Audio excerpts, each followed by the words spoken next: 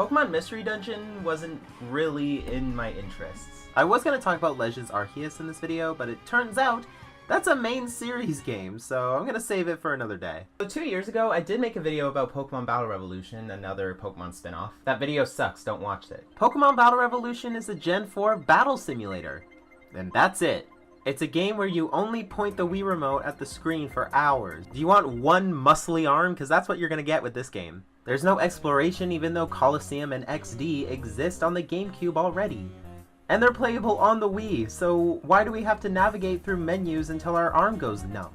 The only redeeming quality is that you can move your own Pokemon from the Gen 4 Pokemon games, but Pokemon Stadium already did that, but the battling is just boring. And I end up falling asleep every time I try to play it. It was fun when I was a kid and I played it a lot, but now it's only good as a shelf piece. This next one isn't really a game per se, but Pokédex 3DS Pro is straight up a Gen 5 Pokédex, like legit. You now have the ability to view over 640 Pokémon in beautiful 3D graphics. Pokédex toys did exist at the time, but they were made by companies like Tiger Electronics, so they weren't exactly detailed. Yeah, nowadays we have free iPhone Pokédex apps, Bulbapedia, or books if you're a nerd. But yeah, this is a legit Pokédex made by Nintendo and Game Freak. Only for Gens 1 through 5 though. There's only 647 in total Pokédex entries, and that's including alternate forms if the Pokemon has them. Including all of the unknown forms. Unknown C! Unknown D! Unknown E! Unknown F! Unknown G! And this was an era of Pokemon where they didn't serve everyone up 5 courses of DLC stew, so there was no Pokemon past Gen 5. And yeah, to be honest, I wasn't expecting there to be DLC anyway, because this was right after the Wii and DSi eras. A time where updates and patches and everything to do were not a thing, because the games were practically finished, and the mystery gifts were built into the games anyway. So we didn't need a million updates to make the game perform as well as I do in bed. If they wanted to do another Pokédex app featuring the Gen 6 Pokemon, they would have just copied and pasted the original models and charged another $15 for another pointless app that's already programmed into the game, with no updates. Like, these games also didn't really have DLC either. I know that's a hypothetical situation, but for example, the Smash Brothers DLCs being made free in the next game, it doesn't give me hope for what Nintendo would have done for this. But anyway, since it's a Pokédex, it has a voice.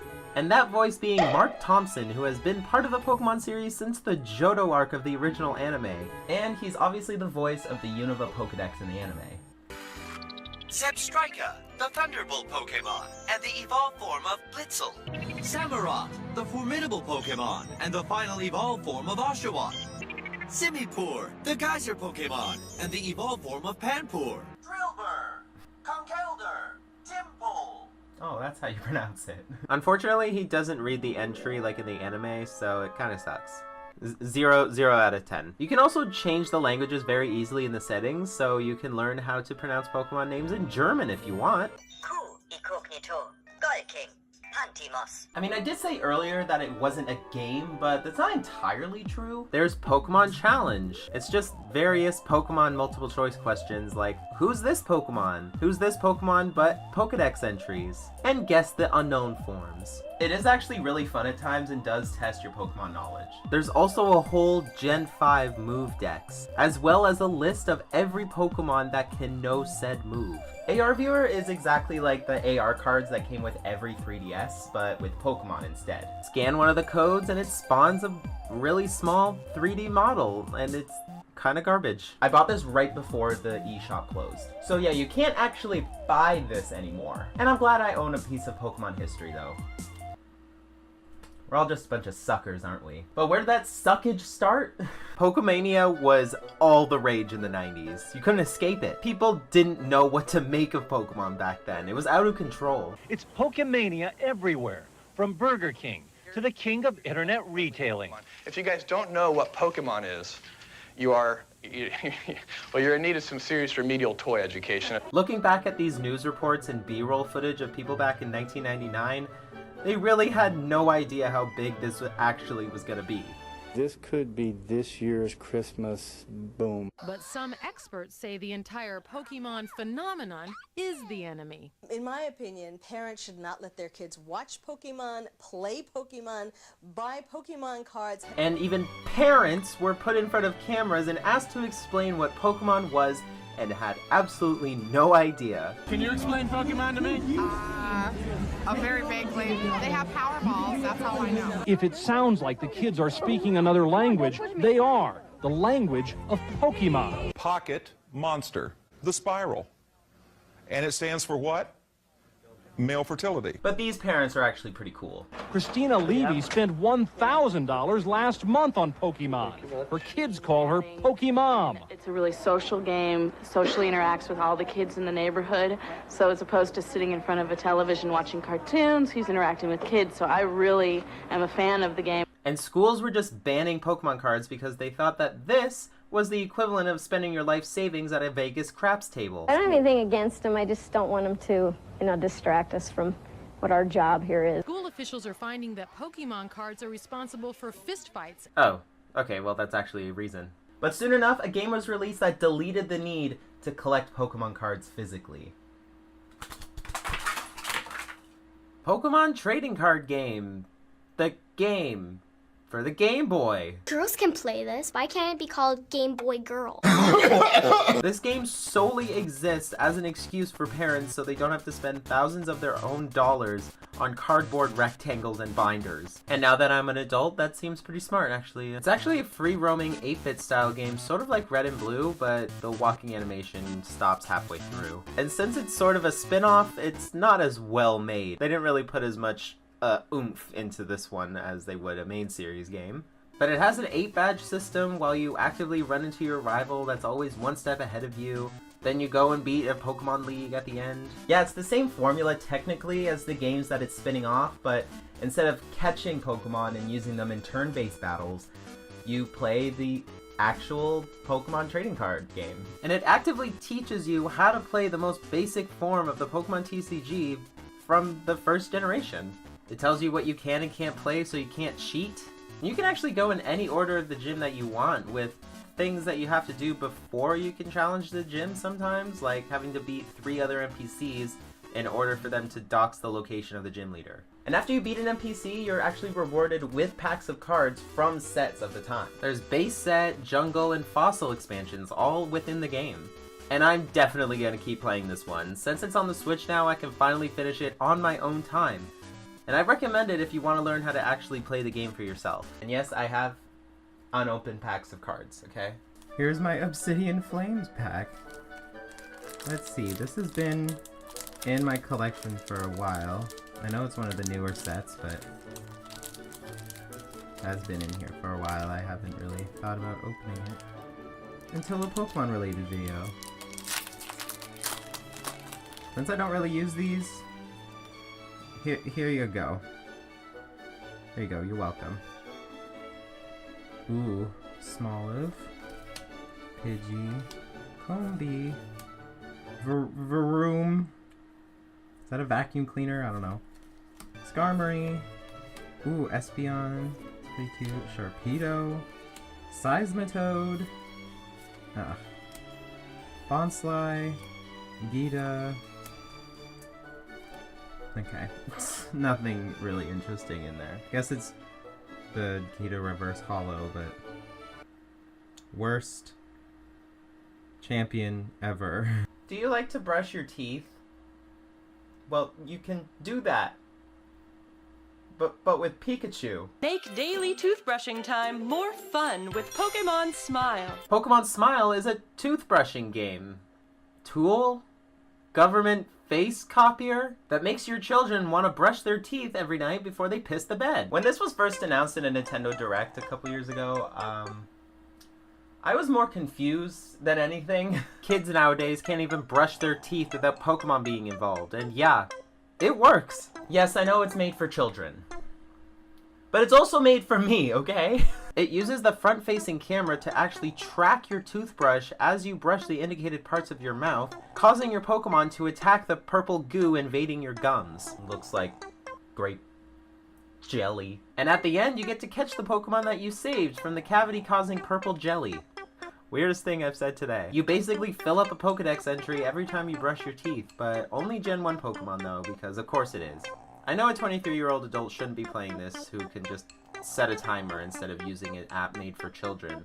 But fuck you, it's way better to see yourself with a Charmander hat on than it is to stare at your ugly face in the mirror. Okay, so Pokemon Smile is kind of weird.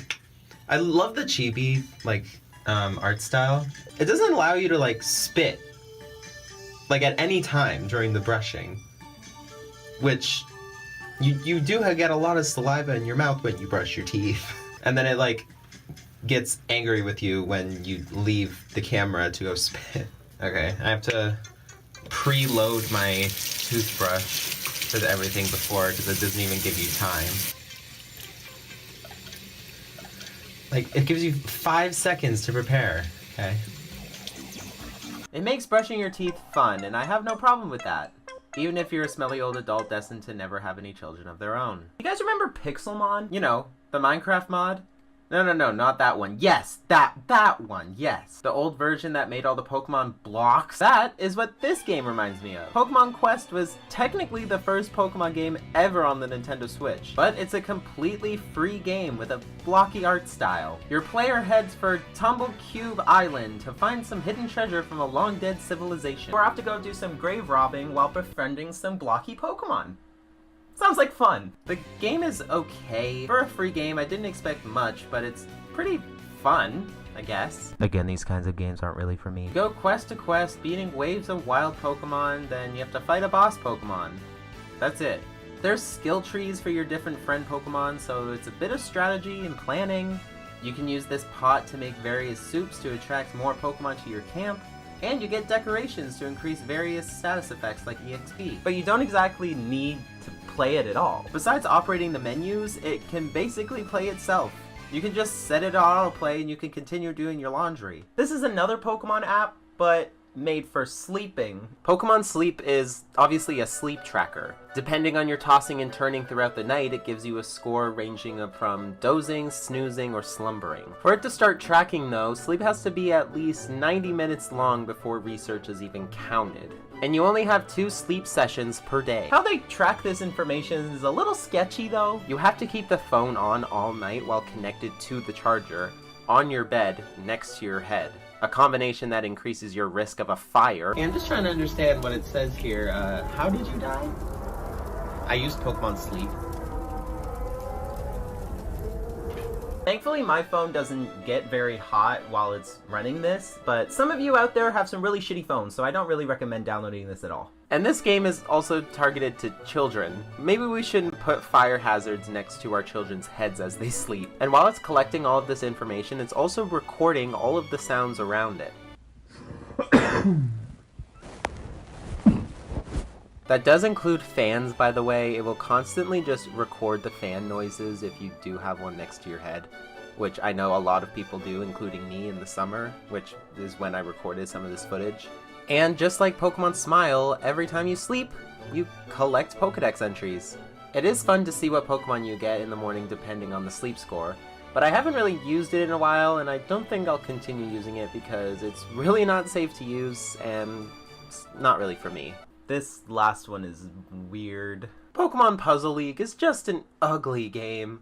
It's the only other game that I've played at least that's based off the Pokemon anime. The other one being Pokemon Yellow. And I'm sorry, I just don't enjoy playing it. To be honest, when it boots up, it looks like a ROM hack or a cheaply made Flash game. Y8.com, anyone? It starts with an animated cutscene with Ash getting a Zoom call from Professor Oak telling him that he was selected as one of the challengers in the Pokemon Puzzle League. Then Ash says, "You were selected as one of the challengers." I'll go sign up.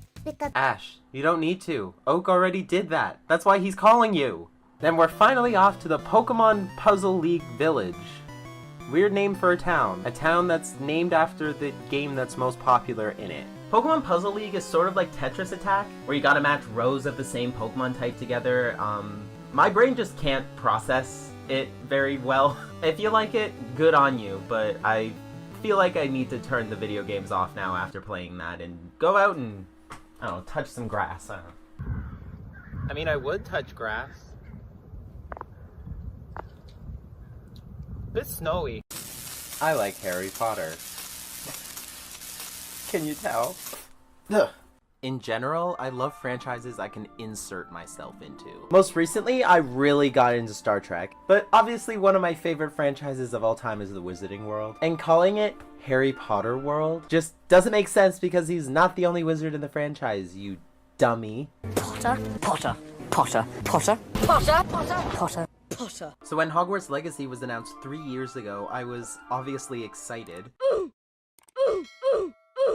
We are finally getting the Hogwarts letter we've been waiting for since we were all 11 years old. Like, look at this photo of me on Halloween when I was 10. I have been a fan of this franchise my entire life. I love both Harry Potter and Fantastic Beasts. The first one, not the other two. They're shit. But I just love the Wizarding World overall, mostly for escapism from this hellhole we call life. But I also hate it at the same time. Because I know in the back of my mind when reading the books, watching the movies, are just simply holding one of my noble collection wands. The person who wrote these stories hates me and the people I love for no other reason than just wanting to live their lives. I'm here for all of the witches. But I'm not talking about human rights hating TERFs, so let's just focus on Harry Potter for right now. And since I've been a fan of the series for almost my entire life, I have accumulated some stuff. All my books right here, then I have some necklaces and stuff I got off Etsy. I think I got this for Christmas one year.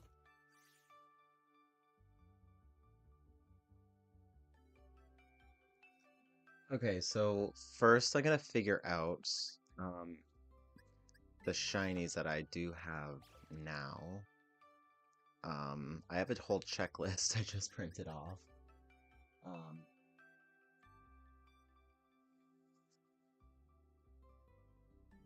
So I can actually do that.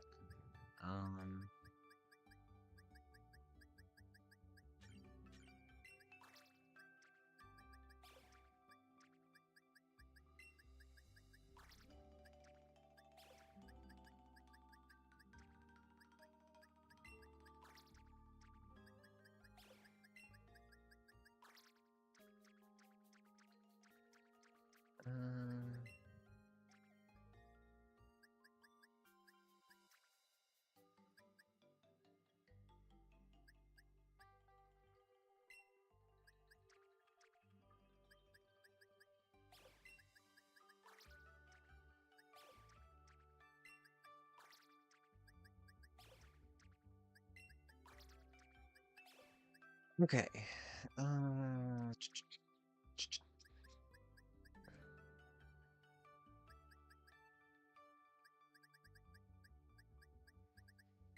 These are not mine. Ones that I... pretty sure this... Walrein is hacked, but... whatever. Tyranitar, not mine. Paparaja, not mine. Flapple, not mine.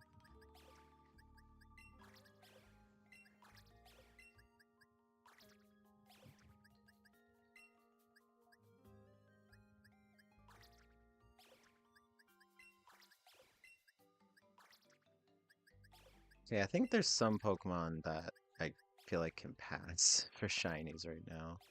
City 23? No. Melee. This is from one of the old games, so I don't know. XYZ.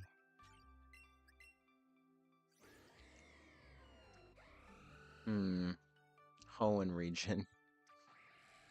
Yeah, I don't think so. I'm gonna put these back here. But this Vivillon I'm gonna keep because I don't know if you can get other shiny Vivillon patterns like this in my regular games, so I'm just gonna keep that where that is.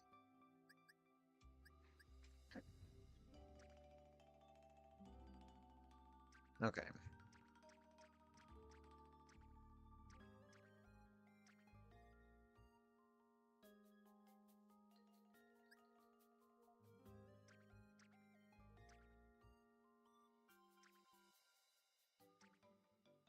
was I at with these boxes?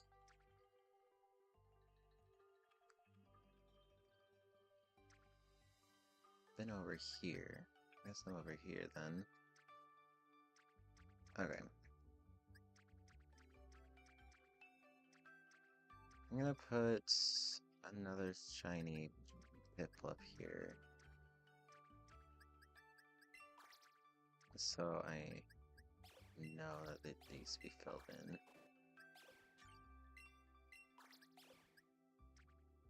Oh, I need to get a new shiny freaking Sylveon. Jesus Christ.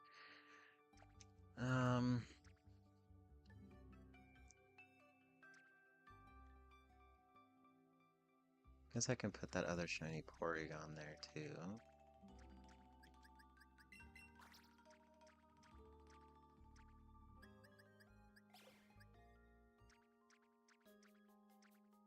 These are shinies that don't evolve, so I'm fine keeping these here.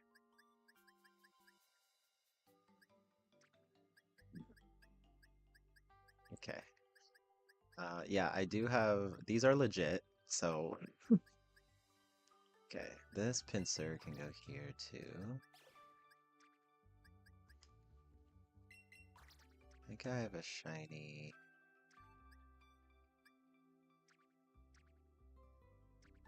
somewhere. Oh, okay, I have the whole line. Okay, so that is extra.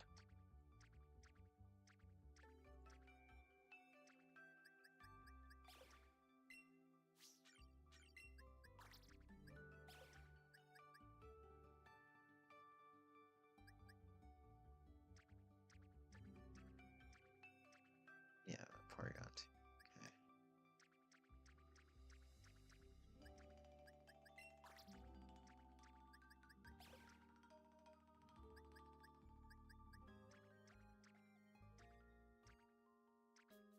Yeah, entire Quaxley line.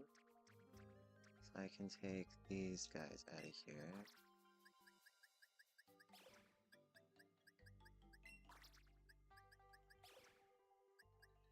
This is a shiny Rayquaza that is legit, that came in the mystery gifts. I think I have a shiny Spiritomb in here. Yes, I do. This one's level 100 though. This one's mine. So I'll keep it here.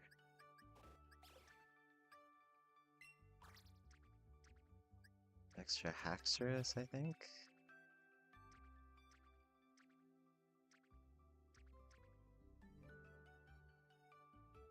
Oh. Do I not have a shiny Corvisquire somewhere?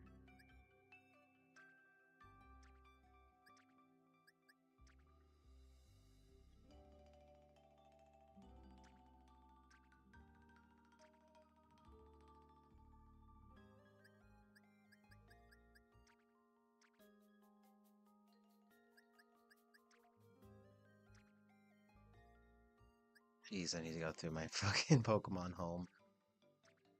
Okay, okay, so let's actually... I think I can look up the shinies, so I'm gonna swap...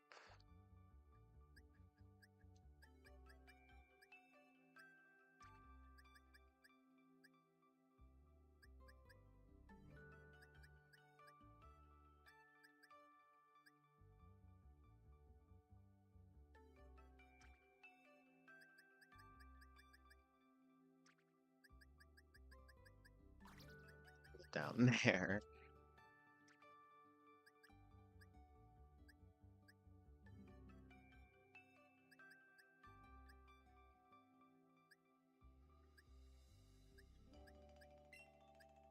So extra shiny Grookey.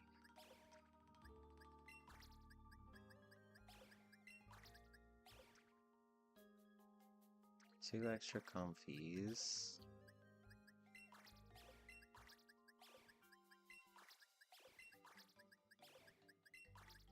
So extra Geodude.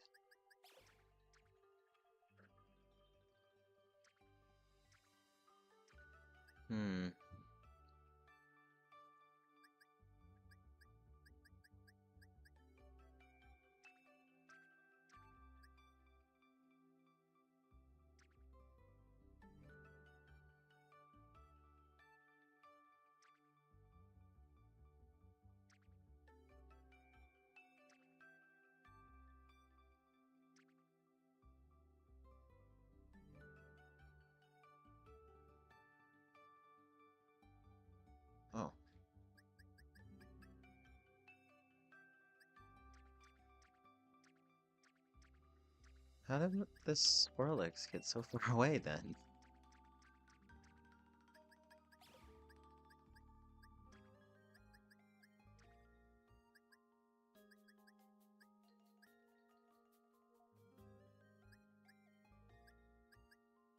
Ooh, okay. Yeah, I forgot about that.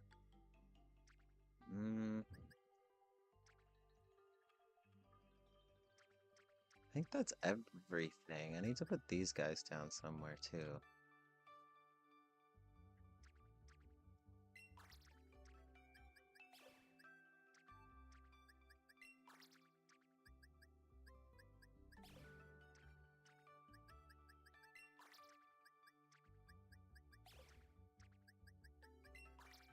Oh my god. Okay.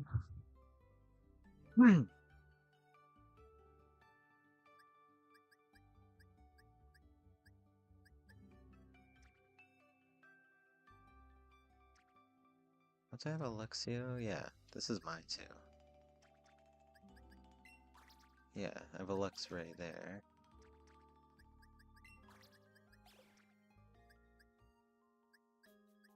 All of these other shiny evolutions. I should have just evolved one into Sylveon.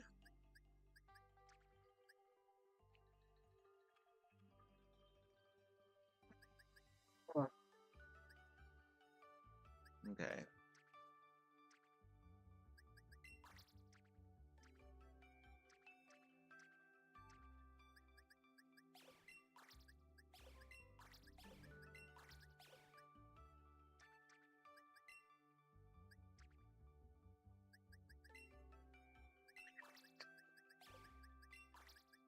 Oh, that Piplup Community Day was pretty great, actually.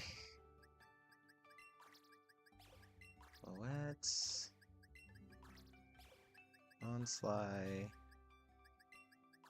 Oh my goodness. Okay,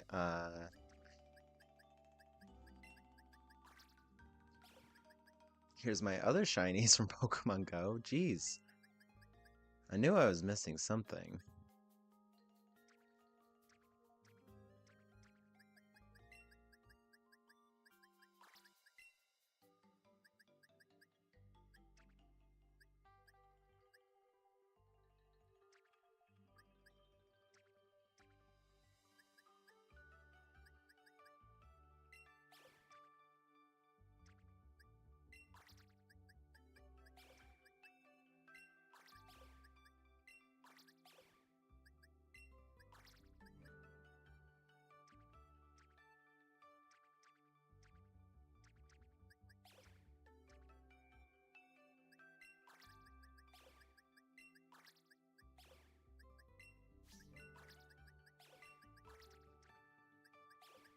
Jesus, the Rookity.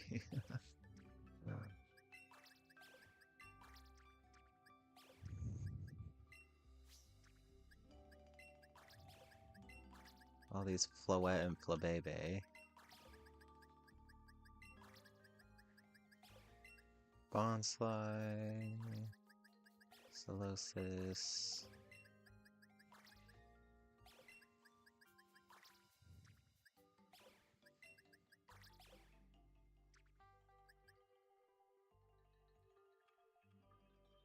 Well, Jesus.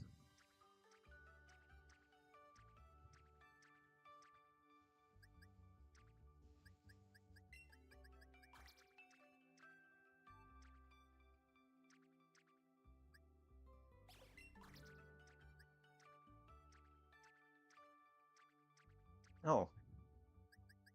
Extra shiny sandy gas then.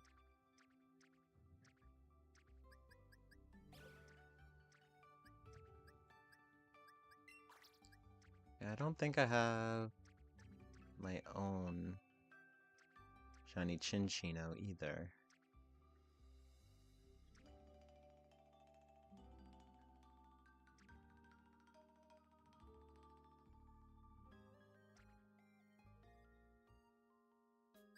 Okay, so I do have a shiny Quagsire.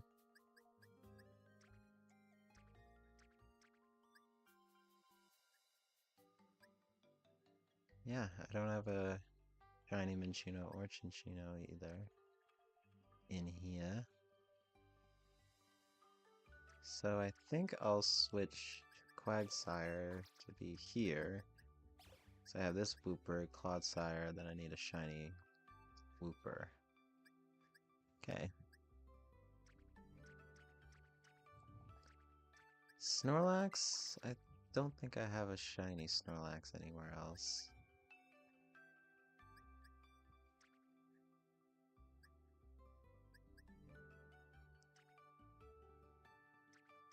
Let's see.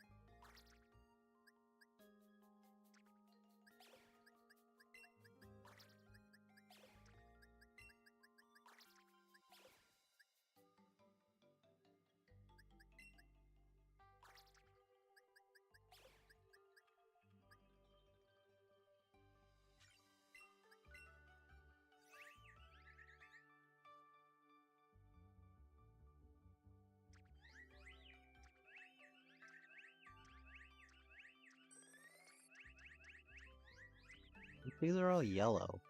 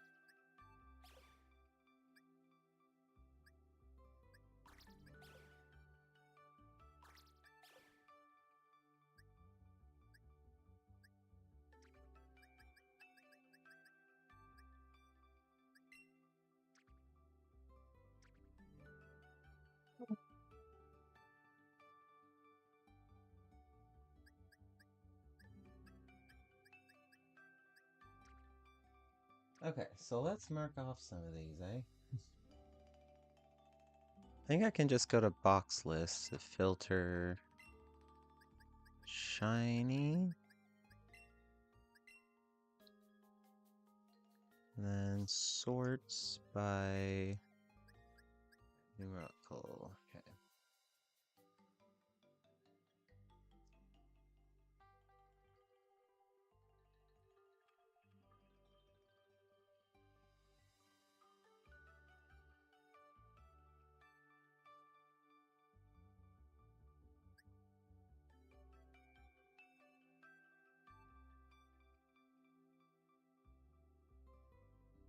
Venusaur, Charizard.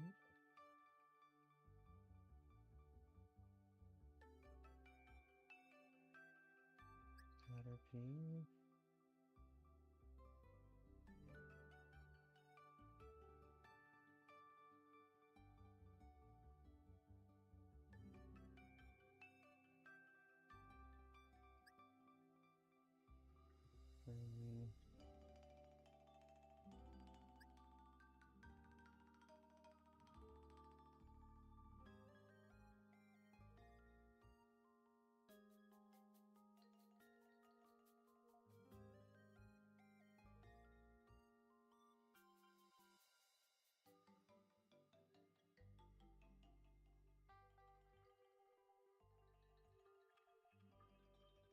What?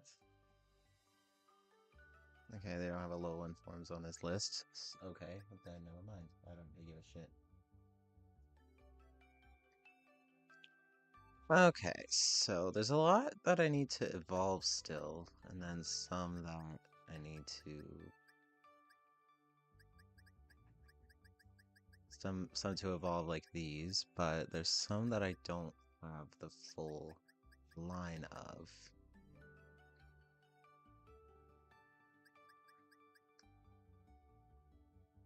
So I could do Venusaur first. I could just go up the list. Honestly, I will pull that list back up again.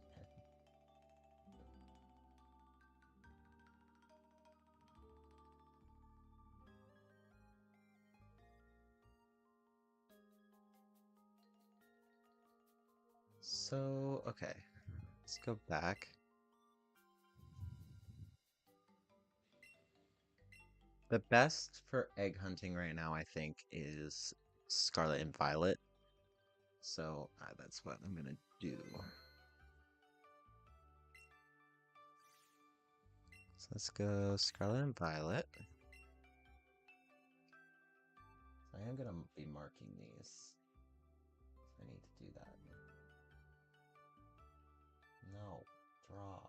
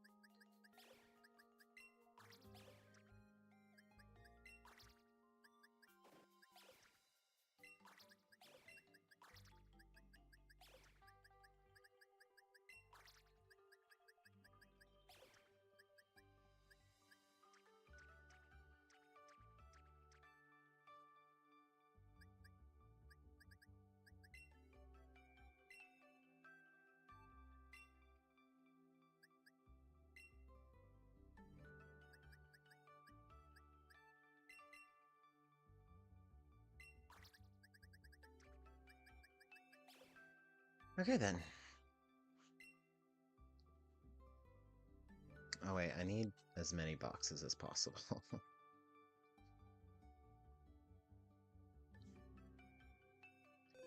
I have gotten a lot of shinies because of community days, so nothing really to worry about.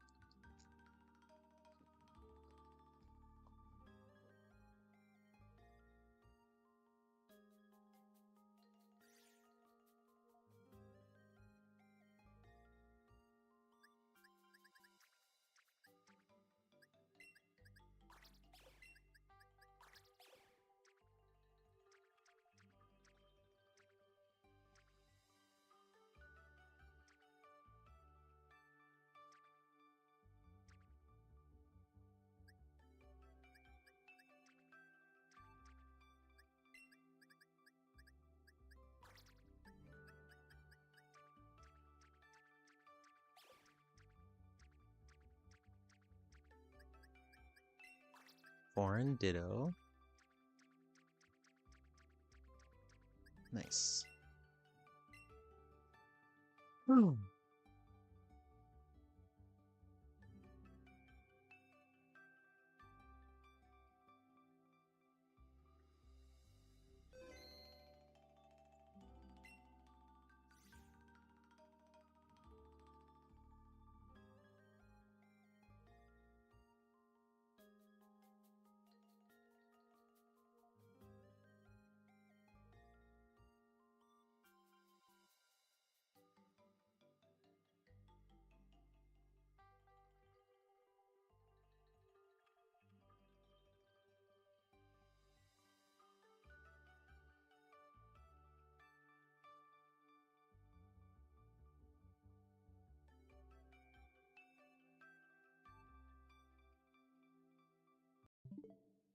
fuck?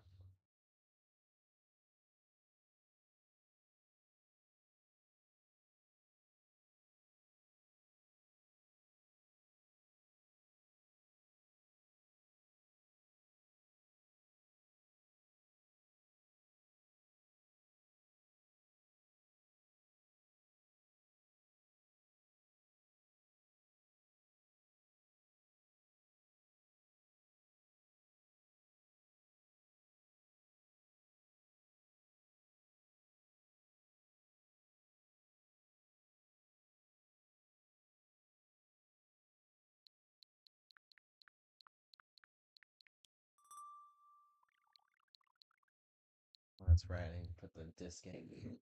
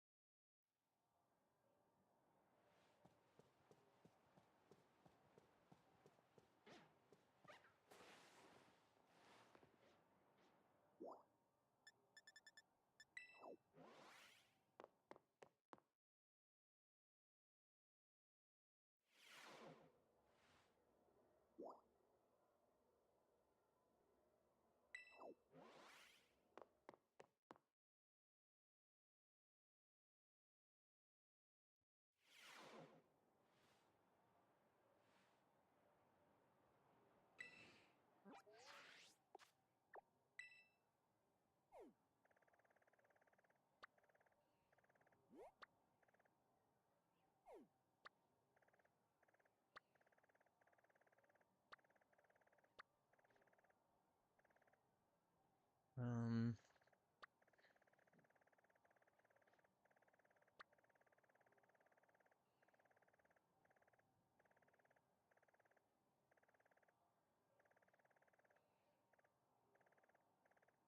it might have been a Medali, right? No.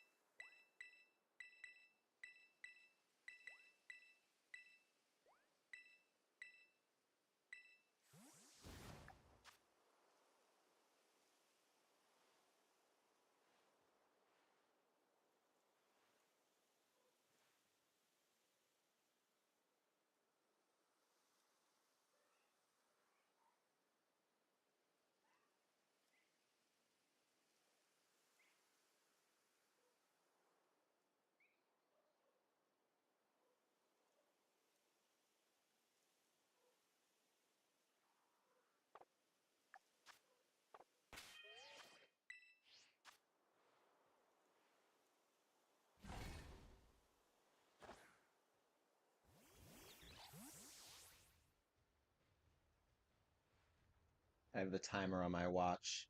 So this egg time is gonna be done in 26 minutes. Great.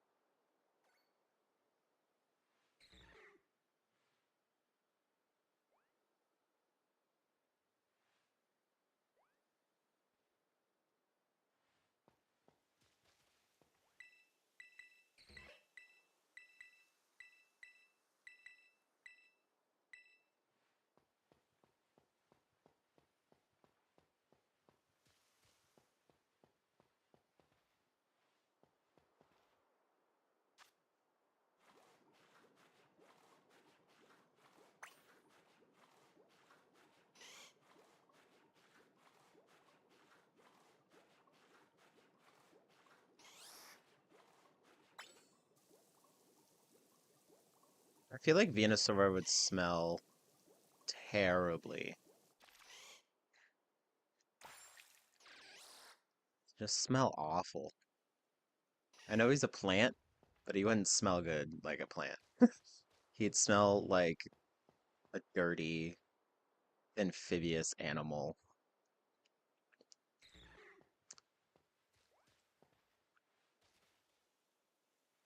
Wow, this lighting is really great. Love how this is how building shadows work. I'm glad that Pokemon, updated their graphics with ZA. It's pretty great.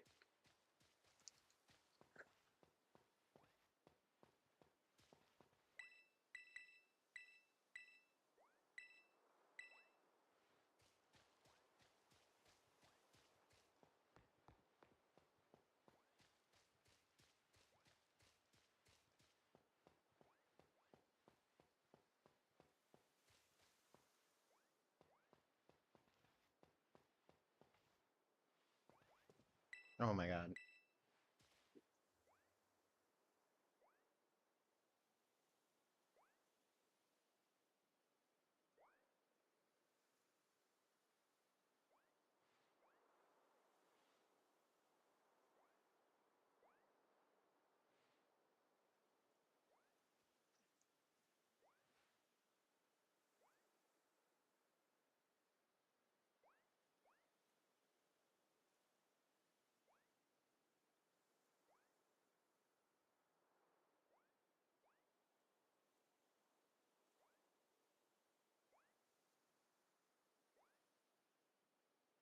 While this is going, I'm gonna practice some Spanish on Duolingo.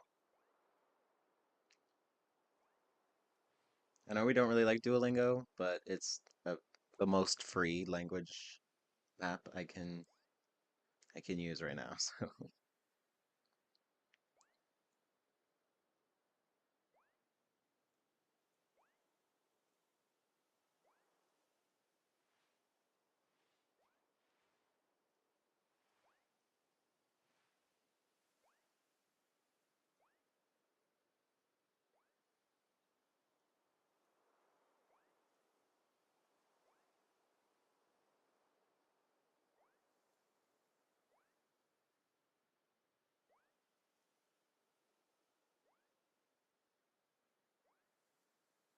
disculpe, señor, ¿está usted ocupado?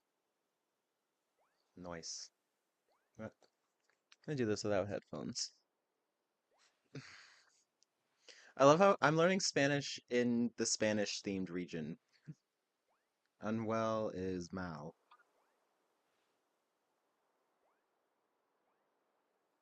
¿Cómo se llama usted? Señor, ¿cómo se llama usted? Señor, ¿cómo se llama usted? What is your name? Tap the matching pairs. So Difícil. difícil, cansado, mal, feliz, profesor. Hasta mañana, señora Rivera. Hasta mañana, Senora Rivera. See you tomorrow. ¿Cómo estás, Carmen? Are you Carmen? Hasta luego, señor Pérez. Hasta luego, señor Pérez. ¿Te llamas Marco?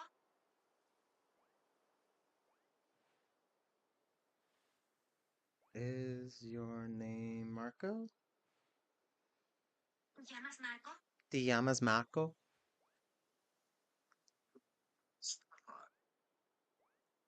Stop. El hombre.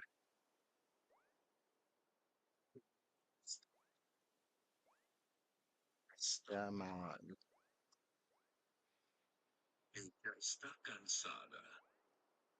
She is tired? Yes. Nombre. Cansado. Mexicana. Medicina. Cubano.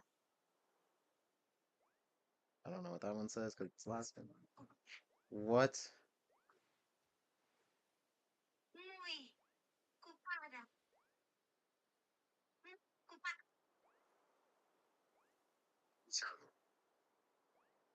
Bien. España. España. Medicina. Medicina.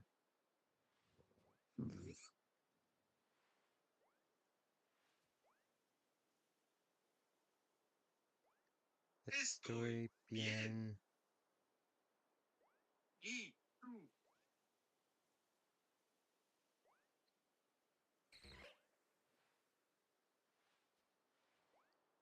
¿Cómo está, señor Albert? ¿Cómo está? ¿Cómo está? Okay. Señora, ¿cómo se llama? Señor, okay. So the señora, ¿cómo se llama? What? Okay.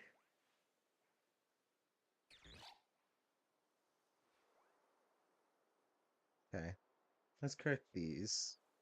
Oh, it's just this one? Señorita. Señorita. ¿Cómo se llama? Yes. That was the only one I got wrong.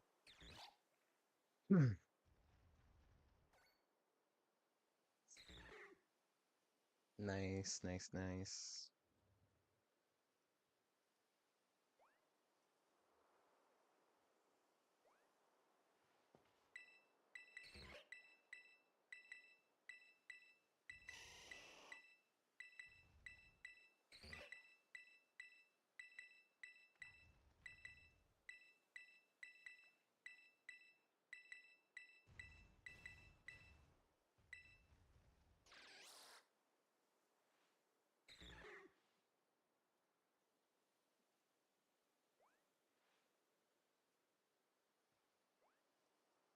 Legendary challenge, let's go.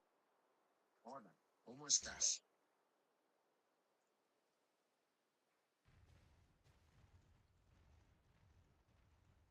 Hola, ¿cómo estás?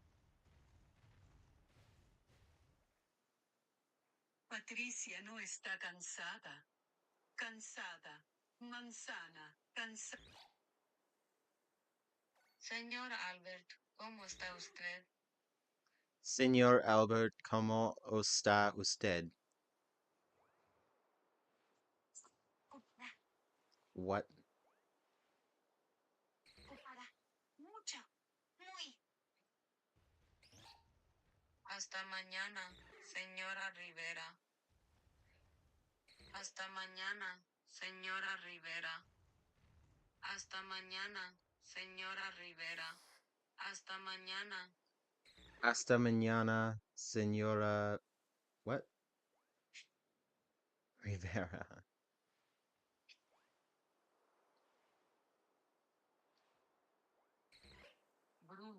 No. Buenas tardes, señora.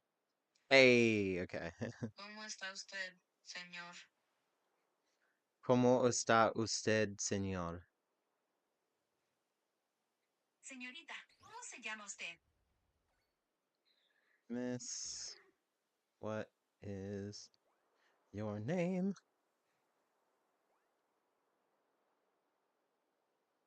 ¿Llamas Marco? ¿Llamas Marco?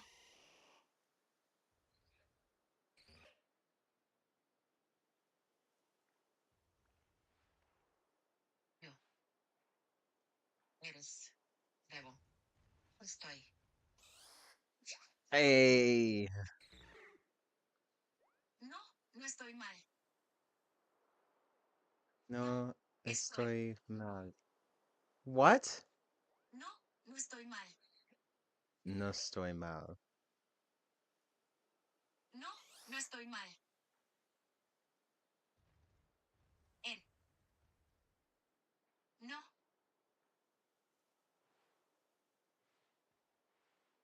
No, no estoy mal.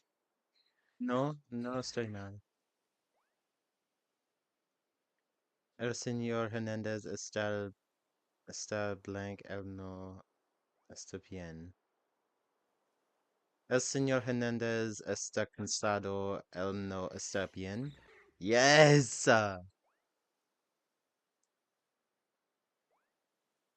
Hasta luego, señorita Rivera.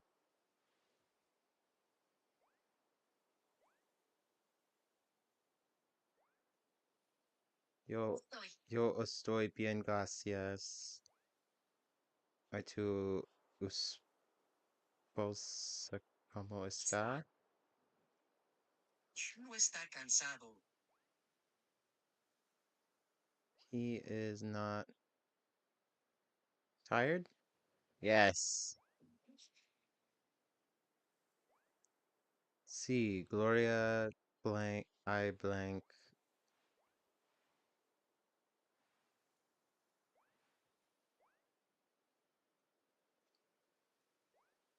Yes, Gloria, I'm happy and busy. Okay.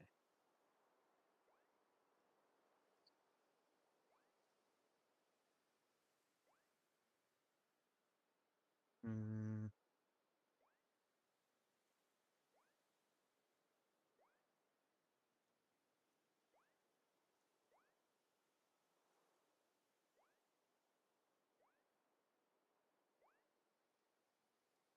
Noise.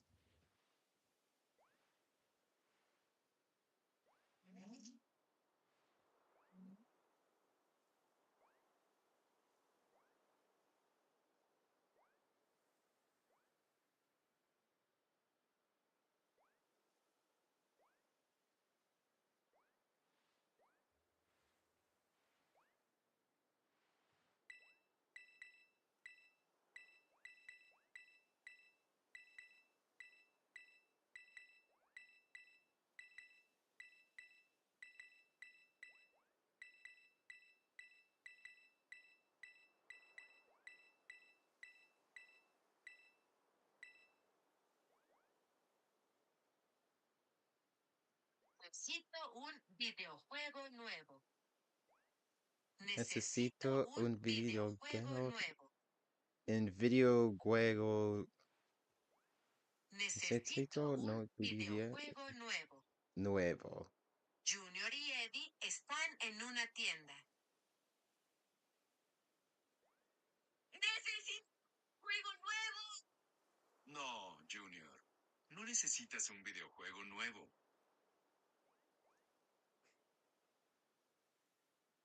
No. Por favor, este videojuego de robots es muy divertido. Junior, tú quieres este videojuego, pero no necesitas este videojuego. Junior, tú quieres este videojuego, pero no necesitas este videojuego. Junior, tú quieres quieres este videojuego? Está bien, yo lo quiero. ¿Lo compramos? No, tienes muchos videojuegos en casa. No, tienes muchos videojuegos en casa. No, tienes muchos videojuegos en casa. Sí, sí, está bien. ¿Vamos a casa? No, vamos a casa de Vikram. ¿Por qué? Su casa...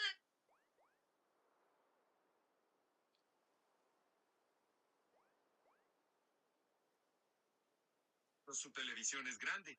Yo necesito ver el partido de fútbol. ¿Por qué? Su casa es muy aburrida. Pero su televisión es grande y yo necesito ver el partido de fútbol. Okay, he wants to watch soccer or something. Ver el partido. Pero no necesitas ver el partido.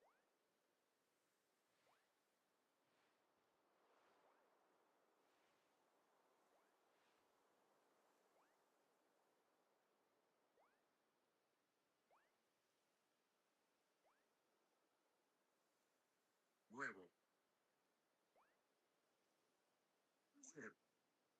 Muchos. Grande. Compramos.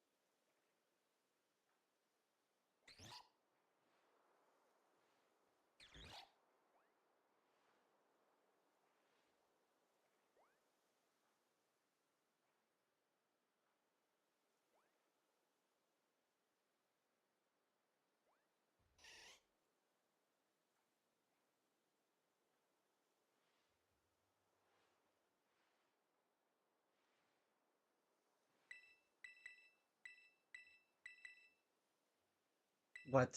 Okay.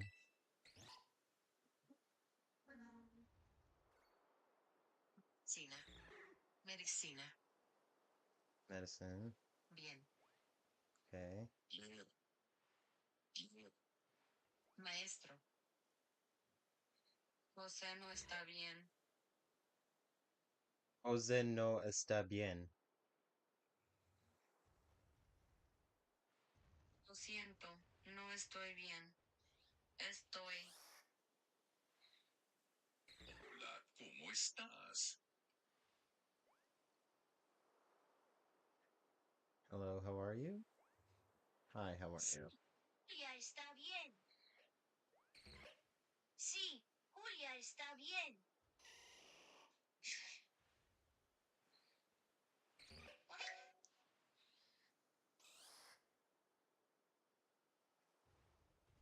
Hola. José. ¿Cómo estás? Carolina, tú estás cansada.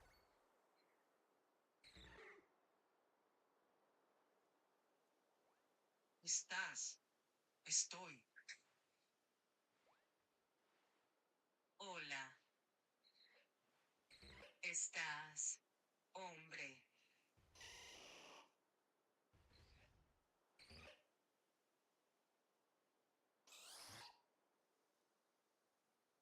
Estás.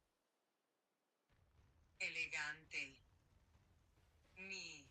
¿Qué tal? Yo. Está.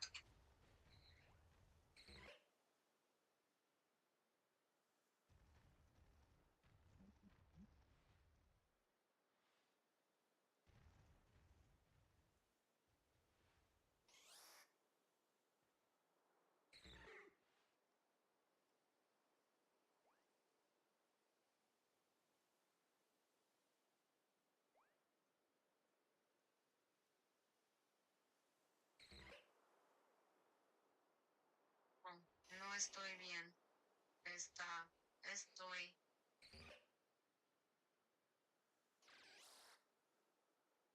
Cansado. Bien. ¿Está? Con. I don't know. Cerrado. I don't know. Fácil. Con? I forget. Cerrado. I don't know. Fácil.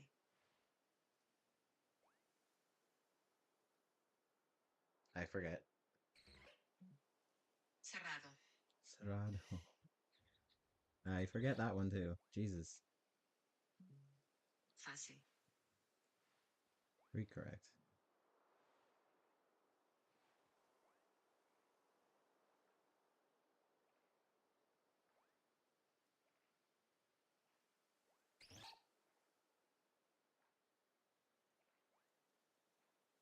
¿Cómo está Julia?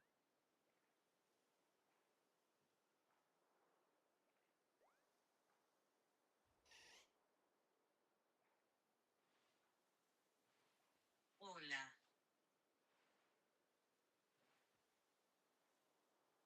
¿Qué?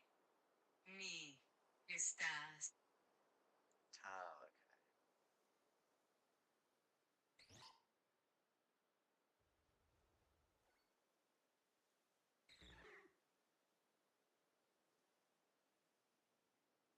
Tal.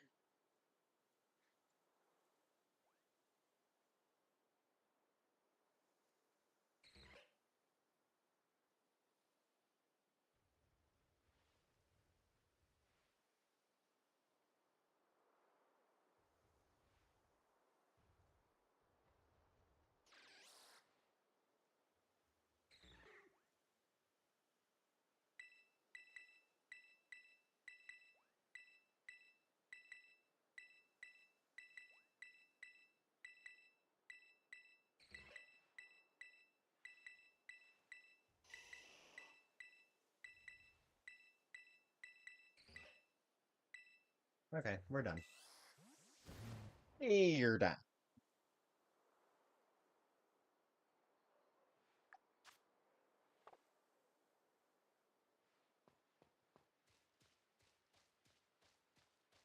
Is there any shiny around here?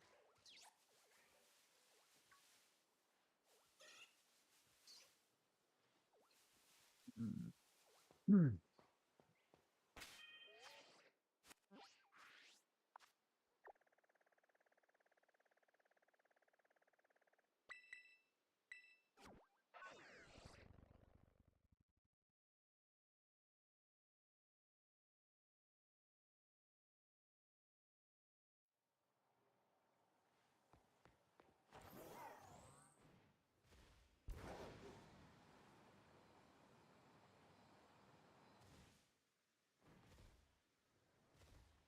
Just spawned, and when it spawned, it just spun out of nowhere.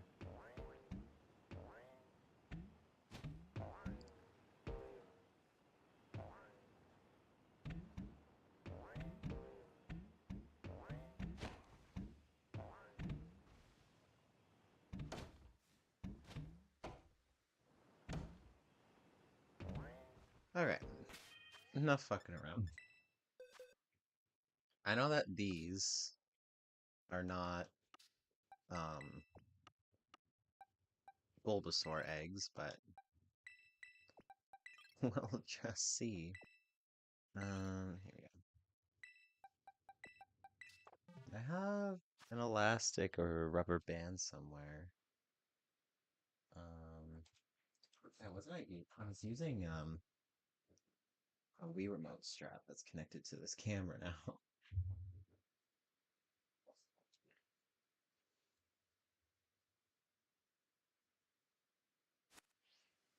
Take it off, actually.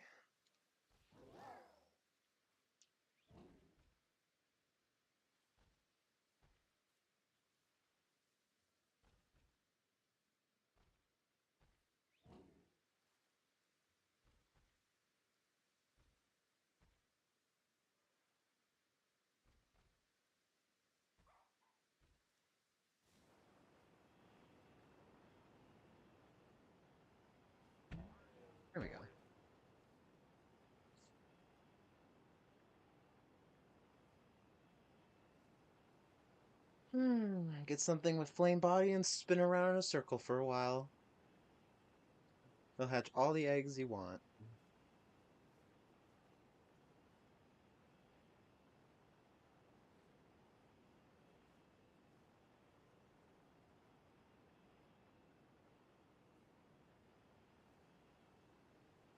Ah.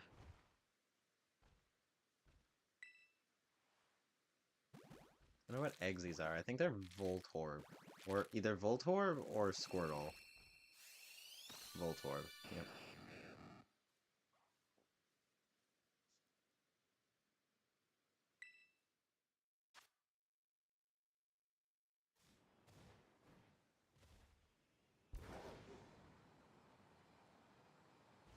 What's my other Pro controller?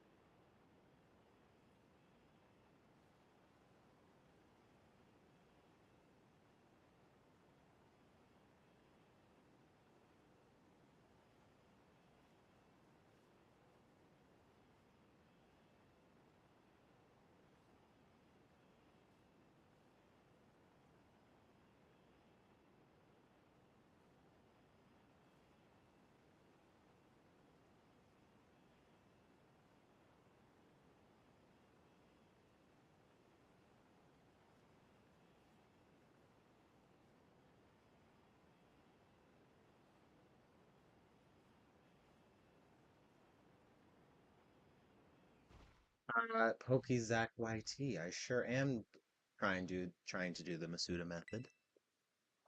Foreign Ditto with the shiny charm.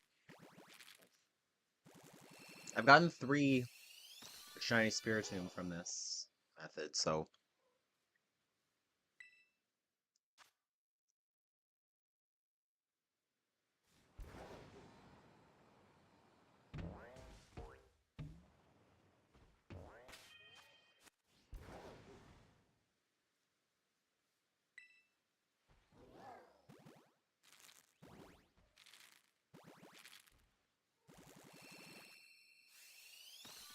why is it so zoomed in?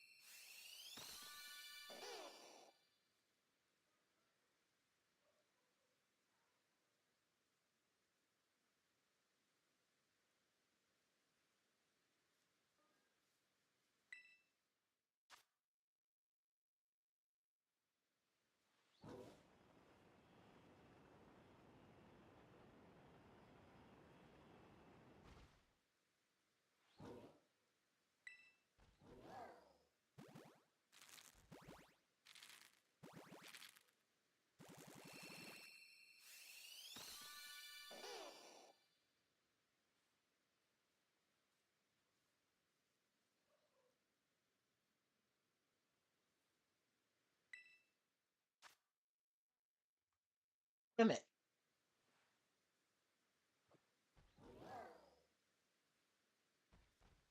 Damn it.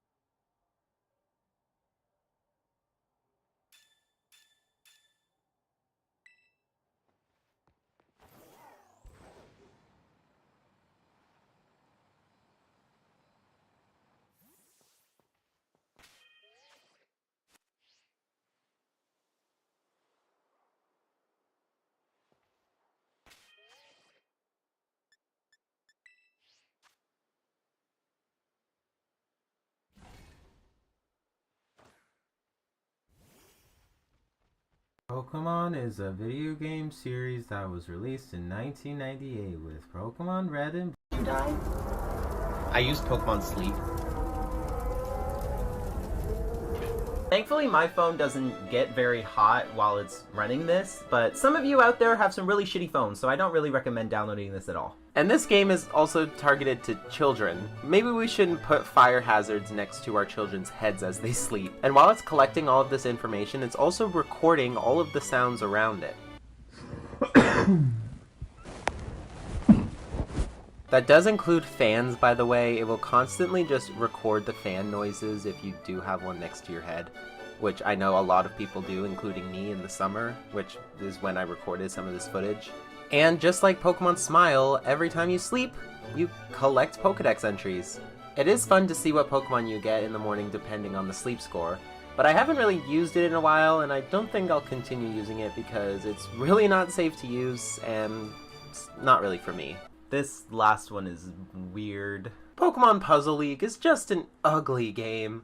It's the only other game that I've played, at least, that's based off the Pokemon anime. The other one being Pokemon Yellow. And I'm sorry, I just don't enjoy playing it. To be honest, when it boots up, it looks like a ROM hack or a cheaply made Flash game. Y8.com, anyone? It starts with an animated cutscene with Ash getting a Zoom call from Professor Oak telling him that he was selected as one of the challengers in the Pokemon Puzzle League. Then Ash says, You are selected as one of the challengers. I'll go sign up. Ash, you don't need to. Oak already did that. That's why he's calling you. Then we're finally off to the Pokemon Puzzle League Village. Weird name for a town that's named after the game that's most popular in it. Pokemon Puzzle League is sort of like Tetris Attack, where you gotta match rows of the same Pokemon type together. My brain just can't process it very well. If you like it, good on you, but I feel like I need to turn the video games off now after playing that and go out and, I don't know, touch some grass. I don't know. I mean, I would touch grass. Bit snowy. I like Harry Potter. Can you tell? Ugh. In general, I love franchises I can insert myself into. Most recently, I really got into Star Trek, but obviously one of my favorite franchises of all time is the Wizarding World. And calling it Harry Potter World just doesn't make sense because he's not the only wizard in the franchise, you dummy. Potter, Potter, Potter, Potter, Potter, Potter, Potter. Potter. So when Hogwarts Legacy was announced 3 years ago, I was obviously excited. We are finally getting the Hogwarts letter we've been waiting for since we were all 11 years old. Like, look at this photo of me on Halloween when I was 10. I have been a fan of this franchise my entire life. I love both Harry Potter and Fantastic Beasts. The first one, not the other two. They're shit. But I just love the Wizarding World overall, mostly for escapism from this hellhole we call life. But I also hate it at the same time. Because I know in the back of my mind when reading the books, watching the movies, or just simply holding one of my noble collection wands, the person who wrote these stories hates me and the people I love for no other reason than just wanting to live their lives. I'm here for all of the witches. But I'm not talking about human rights hating TERFs. So. Let's just focus on Harry Potter for right now. And since I've been a fan of the series for almost my entire life, I have accumulated some stuff. All my books right here, then I have some necklaces and stuff I got off Etsy. I think I got this for Christmas one year. All my movies. Then this is cool. This is my most recent thing. I turned my unofficial Harry Potter spellbook into an actual cool looking spellbook with reflective spines and stuff. And I have a bunch of Noble Collection wands that are honestly a waste of money. Waste of money, waste of money, waste of money, waste of money, waste of money. And obviously I have some video games. Every Harry Potter movie has had a video game based on it at some point. I would be drowning in Harry Potter games if I did them all today, so I'm only doing about 10. Some of them are good, some of them are just really bad, and some are just weird. Inflatus! But out of all of the Harry Potter games on the market, which one should we start with?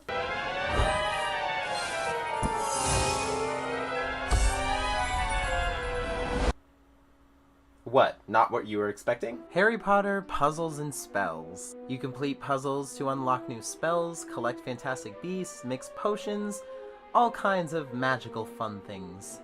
To complete said puzzles, you have to get a certain amount of things in a given amount of tries. Could be either the house crests, beans, platform 9 3/4 tickets, or just chocolate frogs. And all the stages are different scenes from the movies. I mean, I barely got through the Philosopher's Stone, but I'm assuming it could go as far as Deathly Hallows Part 2, but I don't care enough to bother. Nice work. These character models make me uncomfortable. Oh look, you can edit your avatar, who I affectionately named Trash. And this is what Trash looks like. Ew. And get this, you can put banners behind your character, and there's a number of pride flags, including the trans one. Does she know about this? And if she doesn't, don't tell her. We need to keep this a secret between us girlies. Shh. This one really wasn't bad at all. It doesn't try to trick you in any way on what's going on, unlike some iOS games. Have you ever seen an ad online for a game, but then when you download that game, it looks nothing like the ad? It's a good Candy Crush clone for Harry Potter fans, and just like Candy Crush, it's hella addictive. You know, I'll gladly keep this game on my phone until I need more memory space, and then I'll delete it. Okay, fine, let's move on to a more well-known game then. Harry Potter and the Philosopher's Stone on the Game Boy Advance. Tricked you. Philosopher's Stone on the GBA is a top-down RPG in the same vein as the Game Boy Legend of Zelda's. It was also distributed by EA Games. More like You go room to room, learning spells.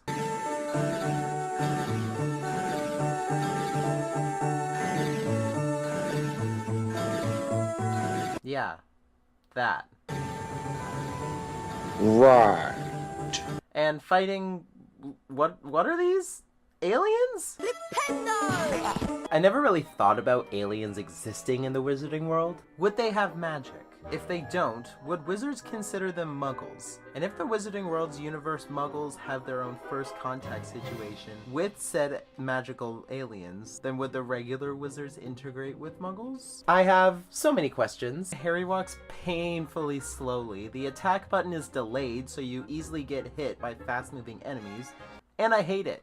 Moving on. And this next game technically no longer exists. Just like Puzzles and Spells being a Candy Crush ripoff. I want everything to be perfect for my Dudley's special day. Harry Potter Wizards Unite is an absolute Pokemon Go ripoff. I can't play it anymore since it shut down in January 2022. I did play this game when it came out, and I don't really remember much about it since I deleted it straight after. Unlike Pokemon Go, where you can catch the Pokemon and use said data in other Pokemon games via Pokemon Home, with Wizards Unite, I was just wasting my limited amount of data to just really do nothing. And the trailers for it looked better than the game turned out to be.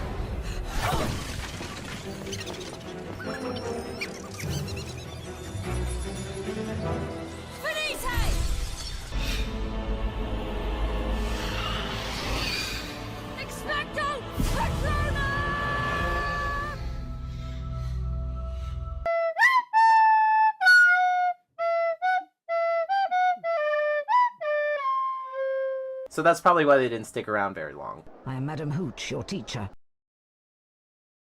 No, you ain't! This game is not great. Philosopher's Stone on the PS1 is not the best game to look at. Are these supposed to be people or malnourished Muppets? And the low quality of the graphics gave birth to this! Hello, Harry, it's me, Hagrid. No, you ain't! This is the very game that the Hagrid meme comes from, and I hate him because he sends an 11-year-old boy over pits of lava to gather fire seeds for a carnivorous, flying, fire-breathing dragon. Welcome to my home, Harry. It's small, but still roomier than your cupboard under the stairs, eh? So anyway, at the start we get a storybook introduction summarizing the beginning of the first book. For the next 11 years, Harry lived with his dreadful step-parents, the Dursleys. Step-parents? I'm pretty sure it's his aunt and uncle, but I wouldn't know from what source material to get that information from. Where would we go for that for the fact check? Yeah, these are the same slides from the GBA game, just reused, upscaled, and put into a book animation. And I'm actually a fan of this old art style. Bing, bang, boom, we're in the main hall, and Dumbledore, for some reason, personally tells me the school announcements that he's supposed to stay in the Great Hall. Welcome to Hogwarts School of Witchcraft and Wizardry. I am Albus Dumbledore, your headmaster. The third floor corridor is out of bounds to everyone who does not wish to suffer a most painful death. Yeah, Harry, you can explore it. Except don't, because you'll fucking die. It's a puzzle collectathon platformer where you go around the castle progressing through the story and learning new spells. Keep trying. Oh dear. That was good. Excellent. Right. It really makes me feel like a true wizard. And after you learn the spells, you have to complete these long, empty dungeons with badly controlled platforming. And you know the whole, Hogwarts is full of secrets, Harry, so search behind every door, but keep in mind, not all secrets are rewarding. Almost every door is locked unless you're actively completing the story. It really isn't a good game by any means, but I can't completely knock it because it's Harry Potter and it's fucking weird. Okay, I've been looking at Philosopher's Stone for the majority of this video and I'm getting tired of it, so let's move on to something different. Lego Harry Potter Years 1 through 4. Look, Lego games are good, okay, but they can just be a snooze fest sometimes. That's why I haven't been able to do another Lego games video. They're just so similar and boring. I just felt like falling asleep through the majority of the beginning levels because the Philosopher's Stone and Chamber of Secrets are the most boring in the series to me. It does only take about 2 hours to finish 1 year. It's not too bad if you want to get to the better movies like Prisoner of Azkaban. That is until your game glitches and this troll spawns in front of this door preventing you from continuing. And the customization is pretty lame. I wanted to make some Fantastic Beasts characters because they don't really have a Lego game besides the Lego Dimensions story pack. But out of all the options, who was I able to make? I was able to make Ezra Miller. A guy in that bar declared himself as a Nazi. I have it on film and he attacked me. Okay, this next one is also a weird one. This is Harry Potter and the Deathly Hallows Part 2 for 2011 Java and Brew cell phones. Look, I would say it sounds like garbage, but how can I write silence? It looks more like an SNES game than anything. And obviously, I can't play this, but judging by the footage alone, I don't want to. Puzzles and Spells was good, so let's see if there's any other gems on the iPhone. Hi, I'm Bonnie Wright. And I'm Ivana Lynch. And we're here to tell you about a game that lets you experience the magic of Hogwarts for yourself.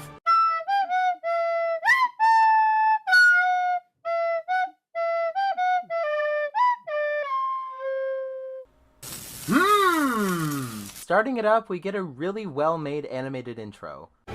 Congratulations!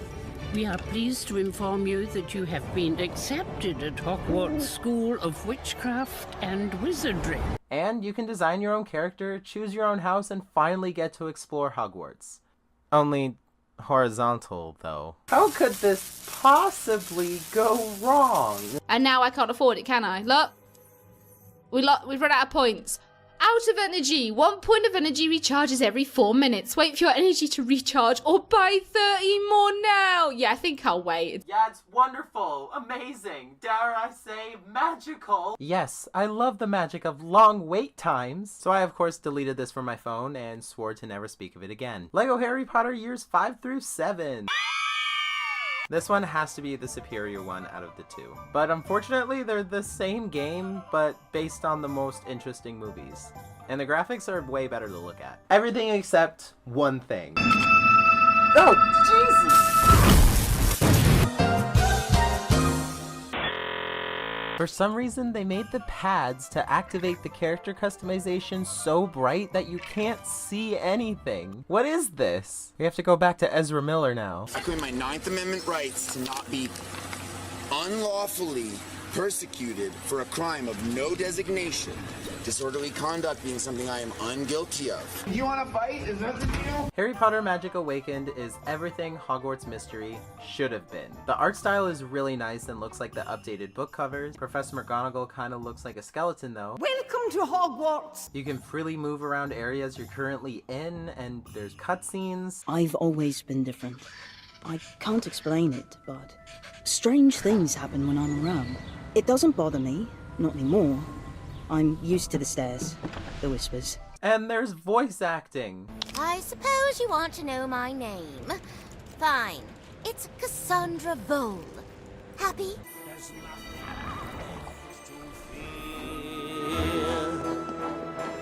I'll find right where you belong by looking between your ears. What the hell is that? It is very impressive for a mobile game. And yeah, unfortunately, it did take up a lot of memory on my phone. It's really a League of Legends type card game where each card you play is a different spell. Spiders. Incendio.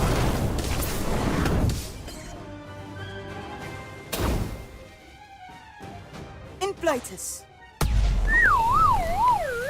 Well, well. Someone knows how to duel. They have these really cute animations for every one of them, and the spiders have to be my favorite. I love it. Don't get me wrong, the game is really well made, but it's not really my thing. So if you like card game based combat, then this is the game for you. Obviously, I wanted to save this for last. I played the PS4 version that I checked out from my local library. I'm supporting my local library, folks, not a turf. Take that, just kidding. I had to cover up the library's logos so I didn't dox myself. This is the game every Harry Potter fan has been waiting for. Hogwarts Legacy is an immersive, open-world RPG. The character you make is a new 5th-year student who holds the key to an ancient secret magic that threatens to tear the wizarding world apart. So I guess it's pretty normal for 15-year-olds to get manipulated by older men to save the world with their mysterious magical powers. The wizarding world really isn't safe for anybody, is it? You could just be walking to Charms class on a normal Monday afternoon, and a huge fucking snake with a literal death stare comes around the corner and kills you. And speaking of not safe for anyone, the game starts with a man getting eaten by a dragon, making them see death and traumatizing them to the point where they can now see thestrals. Like, damn bro, I'm just trying to go to school. We can finally experience and explore the grounds of Hogwarts for the first time. The castle and its grounds take inspiration from both the books and the movies, but set in the 1800s and not the 80s and 90s. The designers put so much detail into this. You could literally read lines from the books and they will line up completely. And I'm not going to show much of the story, if at all, because you should probably play the game for yourself, if you already haven't. I picked Hufflepuff, of course, because we live in a literal greenhouse and grow so many herbs. So if you don't like Hufflepuff, your loss.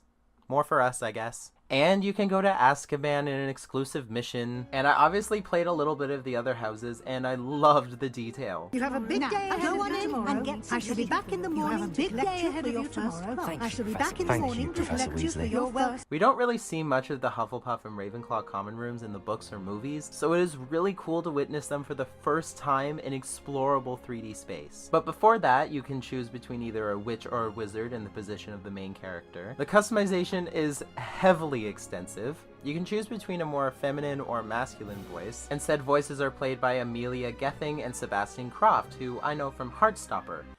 And yes, I do only hear Ben every time I hear the male character talk. I'm eager to get to Hogsmeade. You know, if you're trying to keep it quiet, you should probably stop acting so gay there. What in Merlin's name are you doing? Ugh, tuss, peculiar Poppy. Worried about a worthless little rodent? Her name is Persephone! Her name is Persephone! That's really not funny.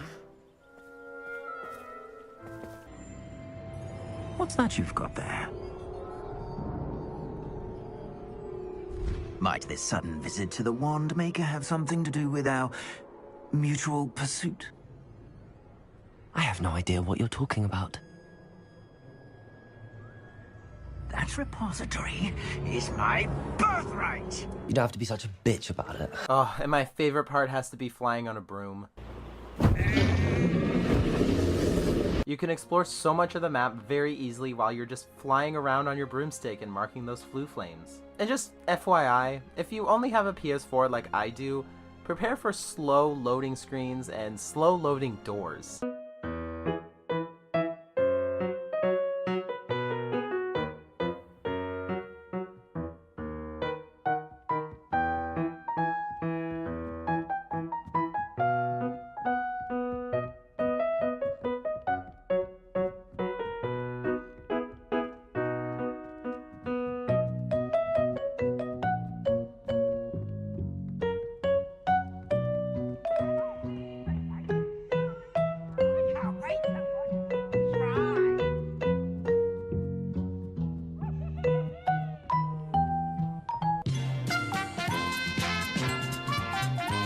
This was definitely not made for the PS4, or any other console besides the PS5. Oh yeah, and this is apparently less lethal than the Killing Curse.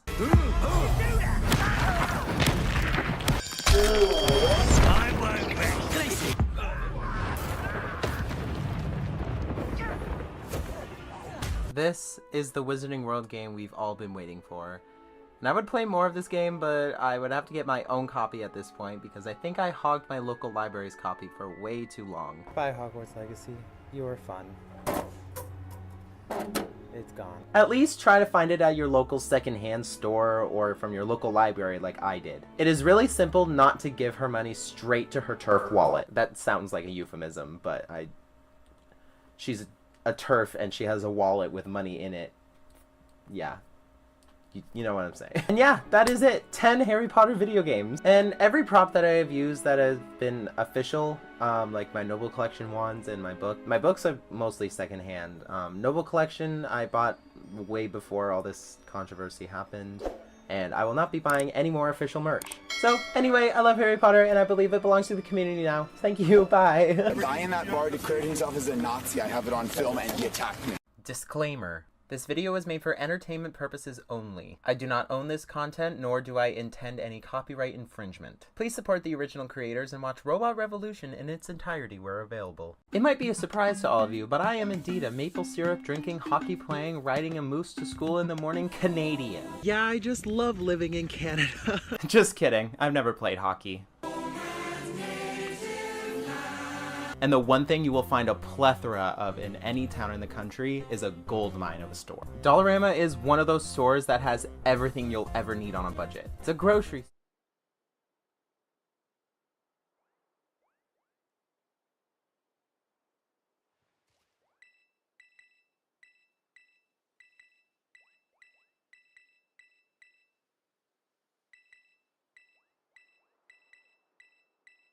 store. Okay, 10 minutes left.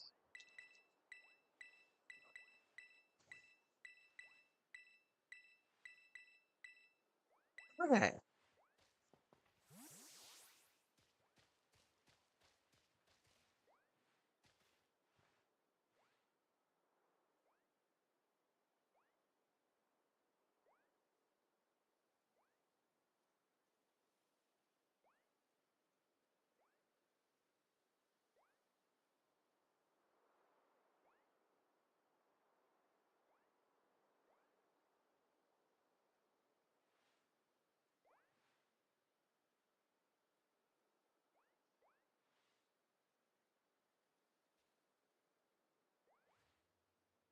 Oops.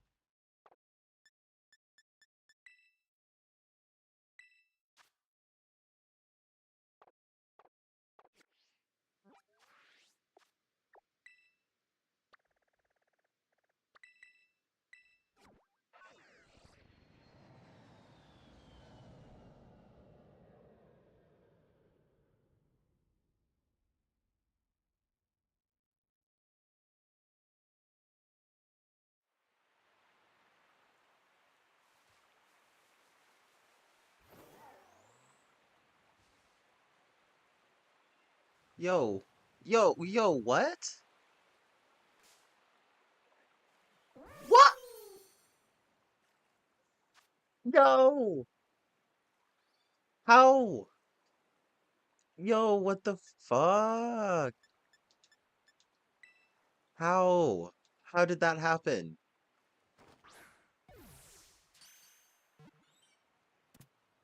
It's so laggy. Oh my god. That's crazy.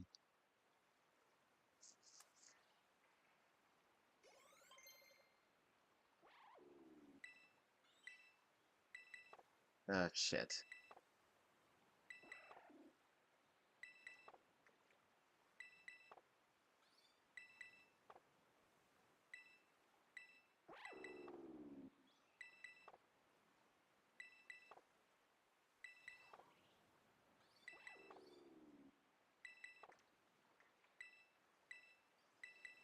Oh, Jesus.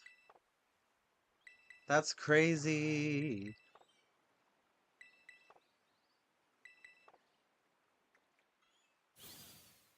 Oh, God.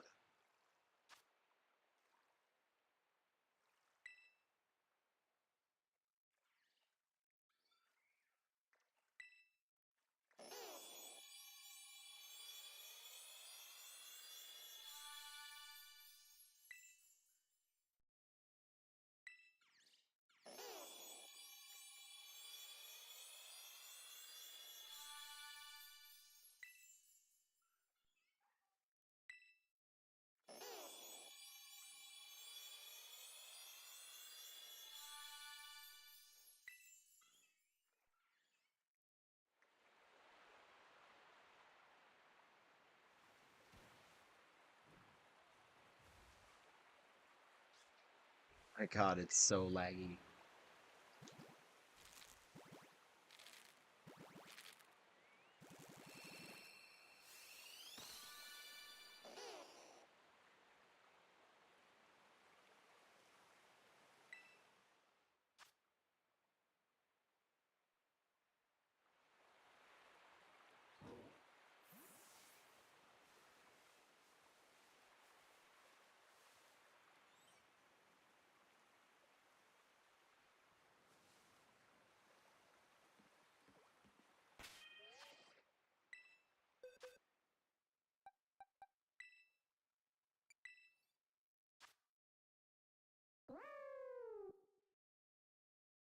Wow.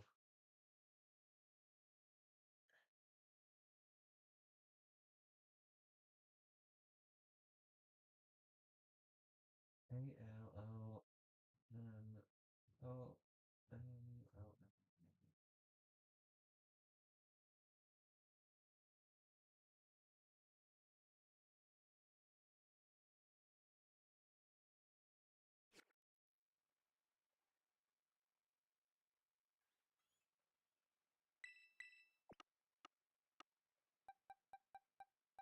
That's crazy. I just spawn in and immediately there's a shiny.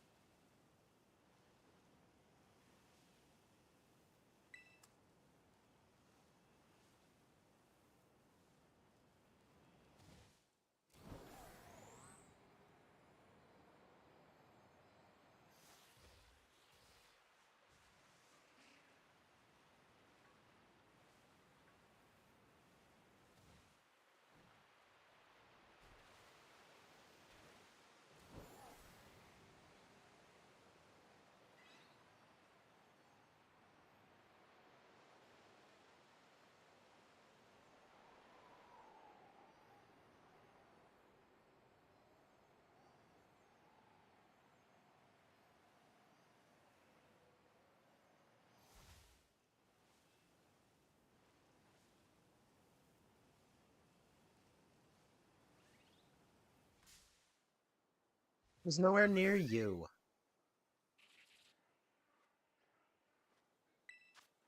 Macaw.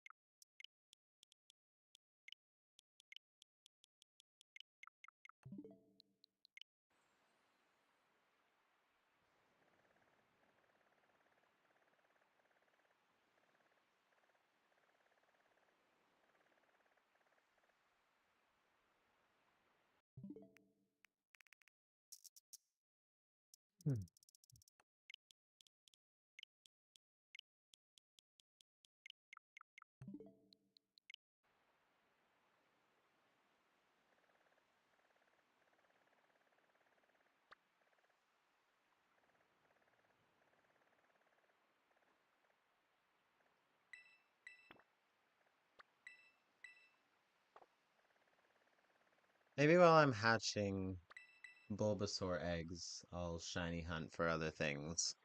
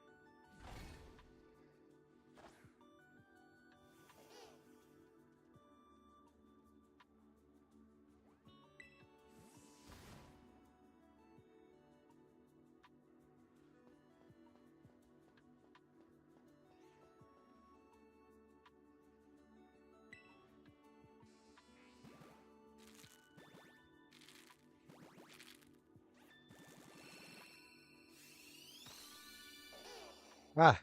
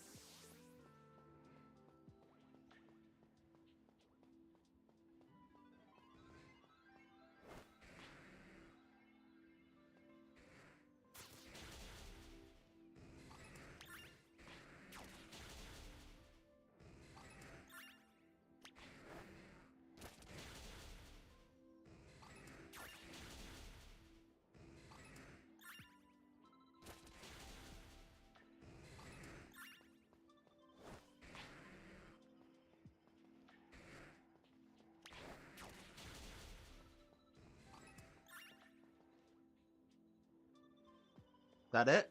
Oh, it is. Yes, yes, yes, yes, yes. Wait. Yes. Yes, yes. Yes.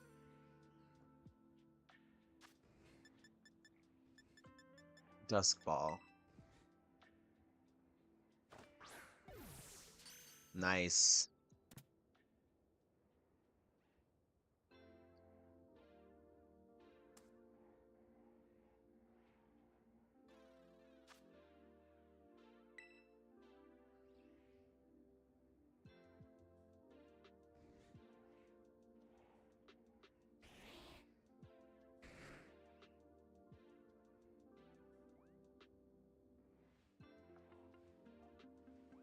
Magnemite.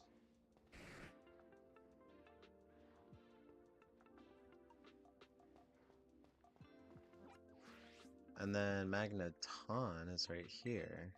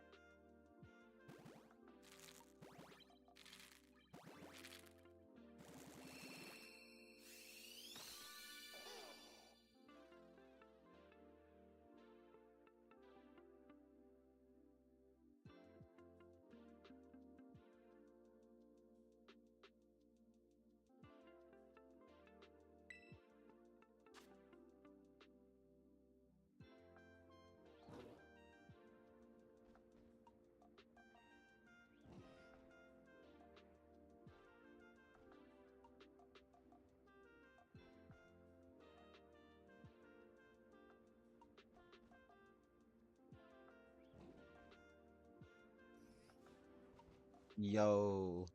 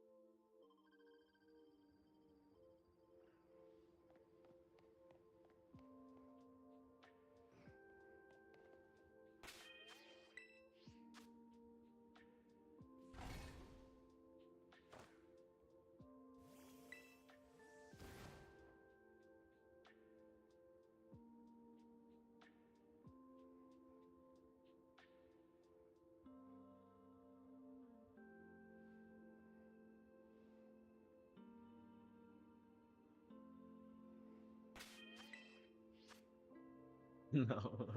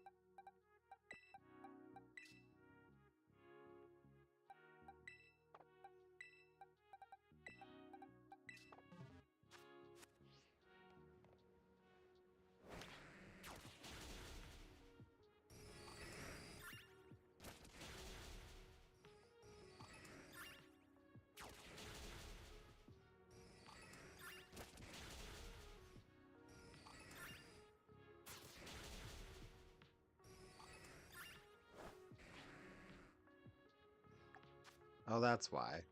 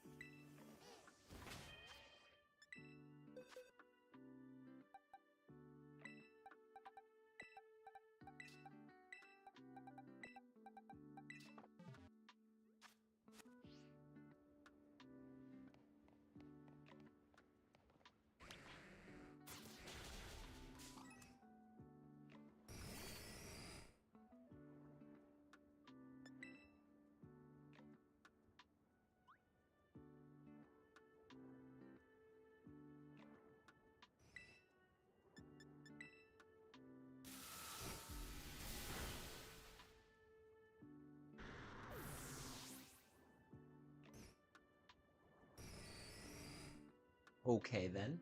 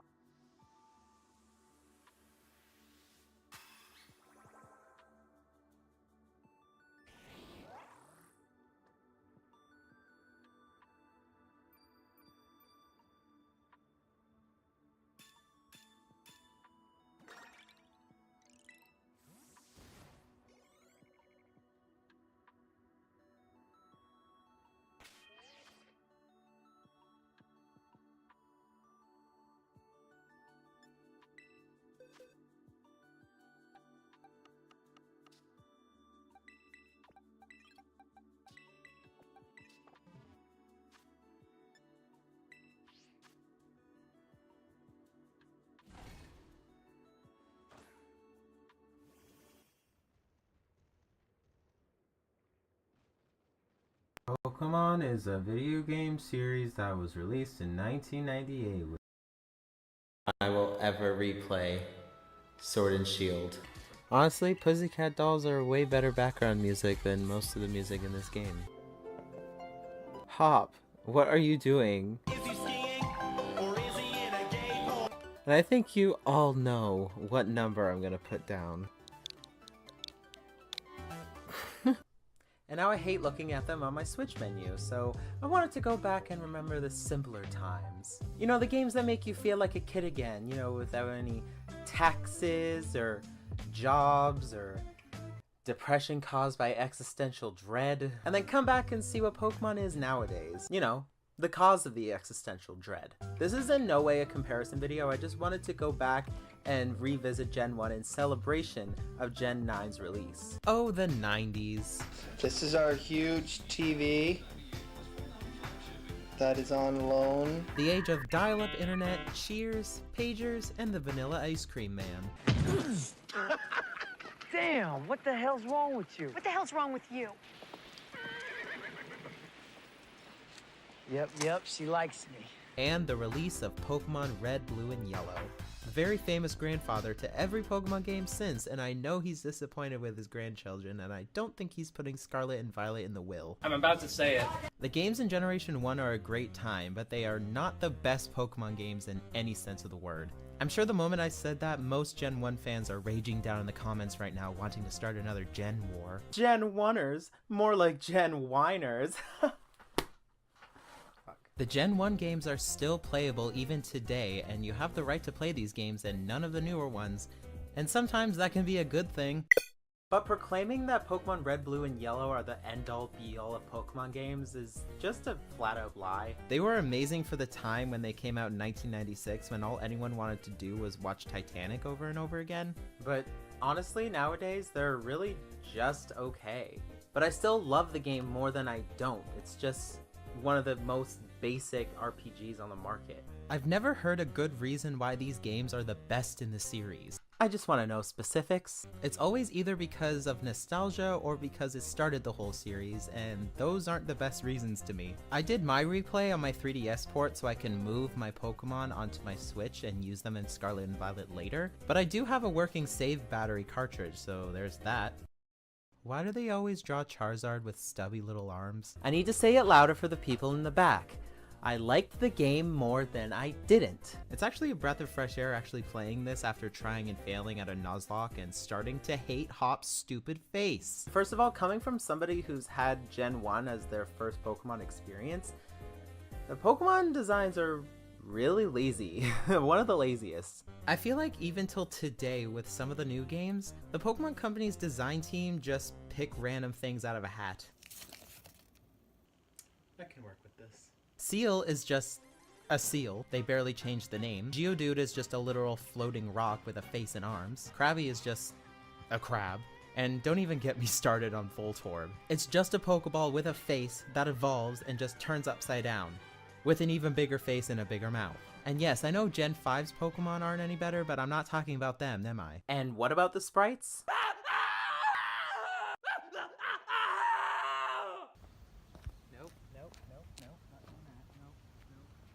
Also, Team Rocket. They are a very iconic evil team in the series, and Giovanni as a last gym leader is a very great plot twist. But the rest of Team Rocket in this game are really just there. Team Rocket in Gen 2 are literally abusing Slowpoke.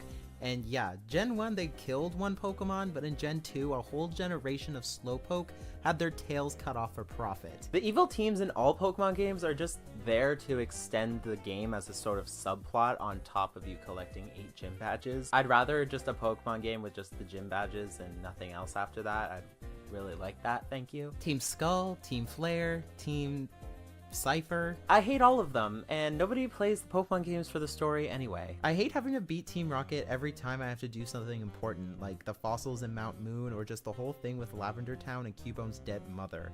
I know that's the story and all, and you need some conflict in the games to make it more exciting while you train your Pokemon up to defeat the 8 gyms that you're only there to do, but taking hours of my time on teleport pads that if you grew up in the 90s, didn't have internet to Google a tutorial of how to get out of the dead ends. But will I play the game again? Of course I will. It's Pokemon. I even replayed it on a road trip down to Florida a couple years ago. Oh, and Yellow is just the same game, but with Pikachu as your starter. So it's more directed towards anime fans since it came out a year after it premiered, and it has Jesse and James in it. That's cool. Sure, you can get the other starters later, but I like having a Squirtle to beat Brock's ass as fast as I can. So making Pikachu a 4th starter makes it the worst out of the 3. And if you're wondering why I didn't really go into depth in why I liked the game more than I didn't, my answer to that is, what can I really say? The rivalry with Blue is nice since most of the newer games' rivals feel like they're just trying to kiss my ass with how nice they've been. Like, give me a reason to want to battle and kick the hell out of them. Blue is literally the rival people name Asshat because they hate him so much. We need more of that. Please give me a new Blue, Silver, or Paul, at least. Don't give me a friend.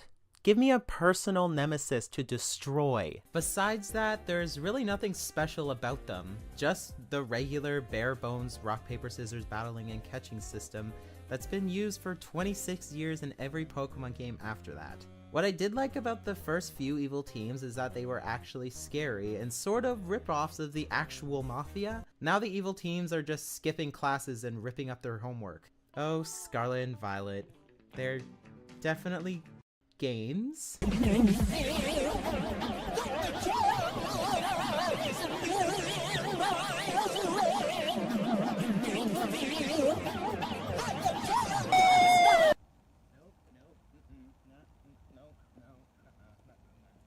I just want to start off by saying this game is beautiful. You have full 360 movement with the camera. Even in battles, you can see the sprawling landscape that makes up this huge map. Pokemon is now an official MMORPG with you being able to play multiplayer with up to 4 other people per session. I'm not sure if it's just me, but with multiplayer comes a lot of lag and slowdown. And if your friend is walking with their Pokemon, it skips frames every time it moves, so it doesn't look good, but I'm fine with it, I guess. They added 107 new Pokemon, making it over 1,000 Pokemon species canon, so the phrase "gotta catch 'em all" is getting more and more impossible. Some good, some bad, but I'll get to those later. They adapted the overworld Pokemon encounters that originally started in Let's Go, but was definitely perfected in Legends Arceus. But I think they forgot to add the whole crouching behind something for stealth and throwing a Pokeball to catch the Pokemon without even going into a battle. That's what made Legends Arceus stand out to me, and it might be one of my favorite Pokemon games out of the series because of it. And it's a shame it's not here. And the character customization is just kinda disappointing. Granted, there's way more options than ever before with the male characters finally allowing for more feminine options like makeup, eyeliner, and longer hair. I can finally make Pokemon's ultimate femme lad. My character's name is Max, and he's gonna be the head of the GSA at the Yuva Academy one day. Only 4 outfits? Off? Yeah, you have the choice of 4 total school uniforms of your game's main fruit. You're stuck with either orange or purple. There's no choice besides what season you're currently living in. Yeah, I just love living in Canada. Oh, and this.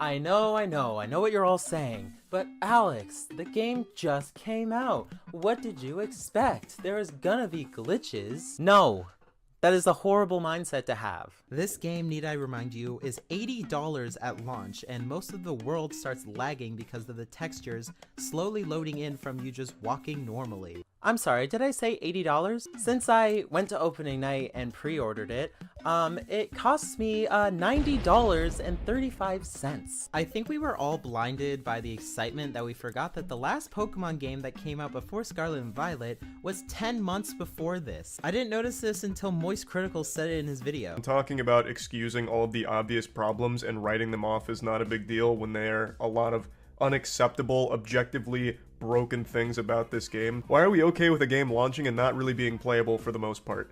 Why is that good? And I think this is a combination of a few things. One, the team behind it, Game Freak, being extremely untalented, some of the most untalented developers in the entire business. And two, them not having enough time to fully flesh out their game and their systems. And I think that's pretty obvious when you look at the last Pokemon game that came out, Legends of Arceus, being only 10 months old. They didn't even have a full year before releasing their newest game. Why are we just accepting a game that's poorly made? Need I remind you, 10 months of development that has this many problems at launch that need to be patched later. You know what other game did that? Cyberpunk 2077. It was the same situation. It feels like a beta test in an official game sometimes. Why are we just licking the bottom of Game Freak's shoe simply because it's Pokemon? And since I made fun of some of the Gen 1 Pokemon, I'm obviously gonna make fun of some of the 107 new Pokemon added to this. There's Minecraft Cubes, a literal flamingo, and they barely changed the name of it. Again, I'm sensing a trend. Dogs that will give a celiac a panic attack, and God Emperor of Dune. The spice. He knows about the spice. And they try to play Wiglet off as not being the same Pokemon as Diglett. Sorry Pokemon, but you're just wrong. This is just another instance of the Pokemon Company, Game Freak, and Nintendo just pulling ideas out of a hat. Fine. I do like a lot of them. Graveyard is the goodest of good boys. Flittle looks so much like a Tamagotchi that I named mine after one, and Orthworm is just a hilarious name to me. The Spice Malone. And the story is fine, I guess. If you care about it, go play the game. But I'm honestly not here for the story. I'm just here to catch Pokemon and Shiny Hunt. That's really all I'm here for. To be honest, I really don't care about these people. I legitimately don't even remember their names while filming this. So to end this video, I am in... Remember, I'm not comparing these two games whatsoever. They're completely different games separately. I just wanted to go down memory lane a bit and knock off two games out of my list with one stone, so... And remember to follow Tay on Twitch whenever you get the chance, and also subscribe to this channel for more mediocre content. But before I go, one last question. What would make these games 10 times better? Voice acting. So Christmas is soon. It's like 316 days away, so obviously it's the best time to make a video about a Christmas game. On December 6, 1964, a snowman called Sam told the story of a little reindeer named Rudolph. If you want to watch the movie, right now it's on YouTube for free, and if you're one of those people who haven't seen this movie, it's only been out for 58 years now, this movie won't even prepare you for this. Rudolph the Red-Nosed Reindeer on the Wii. I beat it in 11 minutes. Now that's not a joke. I beat this game entirely in 11 minutes. Go down to the description and you will see the gameplay footage I recorded for this video, and you will see 11 minutes of recorded gameplay for this. I really don't understand this movie tie-in for this 1964 Christmas claymation film about Rudolph the Red-Nosed Reindeer. And when did this game come out? 2010. Here are some other games that came out in 2010. Alongside this. This movie was out for 46 years before this came out, and is it good? Absolutely not. Rudolph the Red-Nosed Reindeer time. But you're gonna see me actually playing this and seeing how I do it. I mean, they have 3D models of the characters already. Why didn't they, like, just reuse this in the menu? And how many mini games are there? 4. 4 mini games. And again, 11 minutes long. Holiday Helper is up first, and Sam the Snowman, who's voiced by someone who's never seen the movie before. Santa needs your help decorating his tree and filling his bag of... I call it Christmas Town, better known as the North Pole. Despite how short it is, this game feels like it's going on forever. You have to hit ornaments and lights onto the tree, and hit misfit toys into the sack. The game controls are fine. You move left and right with motion controls and press 2 to jump. But hitting the objects is the problem here. If you hit it in just the right spot, the thing you're hitting isn't even hit, or it goes the completely wrong way. Oh my god. I've played this so I kind of know the controls, but it's... I still hate it. I still hate it so much. I have to Mario Kart him around. Oh my god. But I have to say, for a 2010 shovelware game about Rudolph the Red-Nosed Reindeer, the models aren't that bad. Pretty good, in fact. But why did they have to use them in a Rudolph the Red-Nosed Reindeer game? It could have just as well been a generic Christmas game. Next up, Toy Maker. You throw paint at toys that go by on conveyor belts. It's auto lock on, so you'll get points no matter how you swing the controller. Okay, so now you use the regular Wii remote like this. So since the red light is light up, it's auto lock on. It's absolutely, this game has no point to it, besides just me moving my hand around. Cookie cooking is next. Cookie cooking. Cookie cooking. There are so many movements with this controller, my arms hurt. What's next?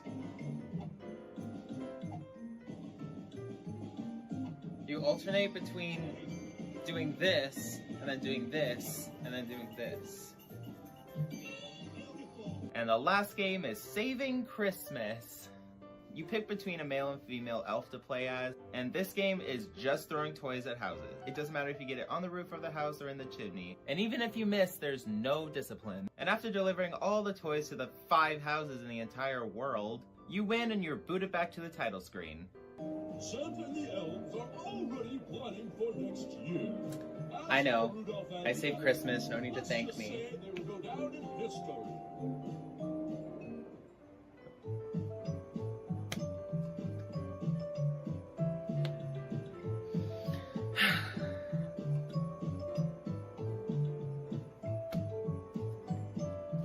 I spent $5 on this game. Well, that was fun. A game about Rudolph the Red-Nosed Reindeer is a cute one, but only filling it with 4 minigames that takes 11 minutes to play puts it in the shitty shovelware category that no one should even buy or even think about. But people did buy this game, so naturally, they released Santa Claus is Coming to Town the next year. If they got the rights to the movie to make this game, I'm surprised they didn't use original clips from the movie considering the total lack of originality. Oh, that's right, they put all the effort into Rudolph's ass. Thank you to Candy Evie and 8-Bit Dino for inspiring this video.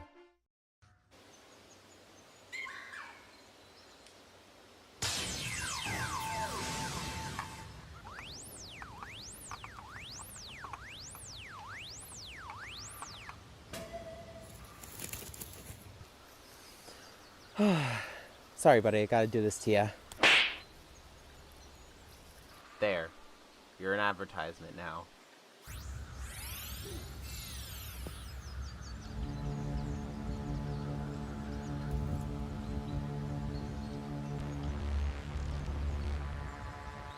Oh, ew, it's a hack shiny. At least it came with a Master Ball. Wonder Trading was a feature in Pokemon X and Y where you could randomly connect with another person around the world. And in return, you get that player's Pokemon. It was ingenious and so popular that it's been in every Pokemon game since.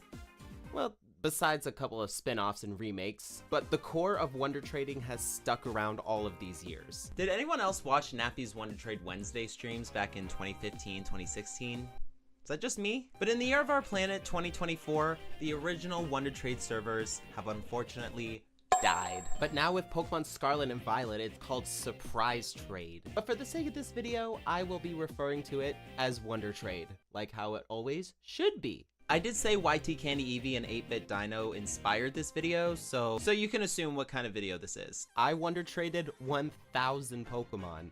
But not just any random Pokemon, no. 1,000 of the same Pokemon. I chose my favorite Ghost and Dark type Pokemon because it is the season of spooky. I of course chose Spiritomb. That reminds me, I need to go change into my Halloween costume. Hey, yo, who wants to battle? Yo? I don't know what that was. Yeah, this is my Team Skull Grunt cosplay. I got these skeleton gloves and I just cut the tips off because I thought that would be pretty cool. They don't originally have gloves, but I thought, why not? Skeleton gloves, that'd be a cool addition. Made the straps out of socks, and I got the necklace off of Etsy. Actually, it is actually made out of metal. Oh, and I've attached my own Megastone to it. And with it being such a rare Pokemon usually, you'd think it would be hard to get 1,000 of them, right? Well, no. You can easily breed them like any other Pokemon. I'm sure that should be common knowledge by now, but I didn't know that until Sword and Shield came out. If you've seen Candy Eevee's or 8-Bit Dino's video on this, you'll know that breeding 1,000 Pokemon eggs is not fun. Days upon days going back and forth from the restaurant to get the level 2 spawn egg from the apple dish thing, then going back and waiting outside of the town for the timer to run out while collecting eggs before I do it all over again. So in a matter of days, I've collected hundreds of Spiritomb spawn, and now my PC is completely full. And I am using the Masuda method to shiny hunt while hatching eggs. And with the shiny charm, that's a 1 in 512 chance of hatching a shiny. And I always wanted a pretty blue shiny Spiritomb. My dream. Wait a second, I should probably check the Pokedex entry just to make sure what exactly I'm plaguing onto the world. Here, there we go. Spiritomb, the forbidden Pokemon. Writings tell that this Pokemon was born out of the assembly of exactly 108 spirits. No one knows exactly how many of those spirits in the mix are ill-natured, however. It lays curses by thinking wicked thoughts. All Spiritomb's mischief and misdeeds compelled a traveler to use a mysterious spell to bind Spiritomb to an odd keystone 500 years ago to keep it from doing any more mischief.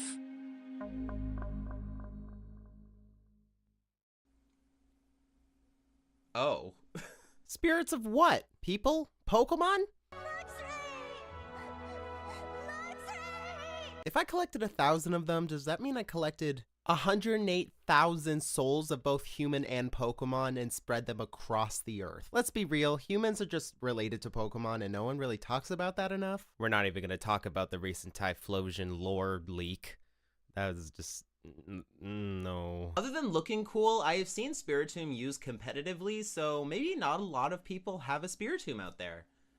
Yeah, that's what I'm doing. I'm willingly giving people Pokemon, not self-promoting in any way. I am a Pokemon hero. But holding 1,000 Pokemon in Scarlet and Violet is actually impossible, because there's only room for 960 total Pokemon in storage. For the last 40, I had to get creative. And I know what you might be thinking. Alex, Pokemon is for children. Didn't you have fun at least while doing this experiment? No. Well, I just have to say, I spent so much time doing this, and I wish that I hadn't. I'm not the best with time management, and I did okay in school, but I had to learn how to use spreadsheets all by myself. Willingly. Yes, it was wildly helpful seeing what Pokemon I have on paper in front of me.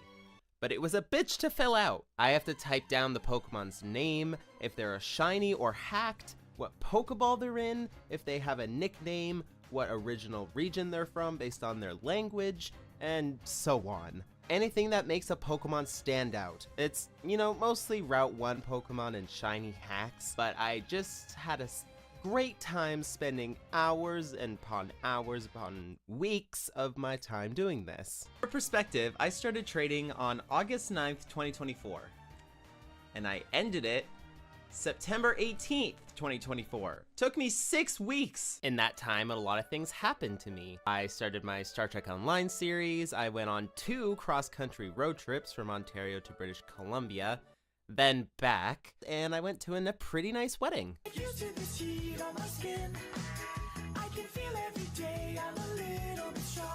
Oh, and I started taking antidepressants. Take them if you got them. I obviously can't talk about every Pokemon I got, so I'm just gonna do the highlights of every 10 boxes or so. Starting with boxes 1 through 10. Starting the trading off strong with a shiny hacked right off the bat. Shiny Iron Hands is just kinda ugly, to be honest. Just gotta say it. But that wasn't the end, my friends. No. They just kept coming. These first 10 boxes have 59 shinies, and 58 of them are hacked. The only legit shiny I got from this round was a shiny Goomy from Pokemon Go named Viscora. Thank you, very kind J2. Thank you very much for the actual shiny this time. And these next ones I'll just list off. I got a Japanese Smoliv named Elon. Regular Yungoos whose original trainer's name is Alexander, who spelled it like this. Being an Alexander myself, you do not put a Z in the middle of that name. I am actually offended. A Shroodle named P.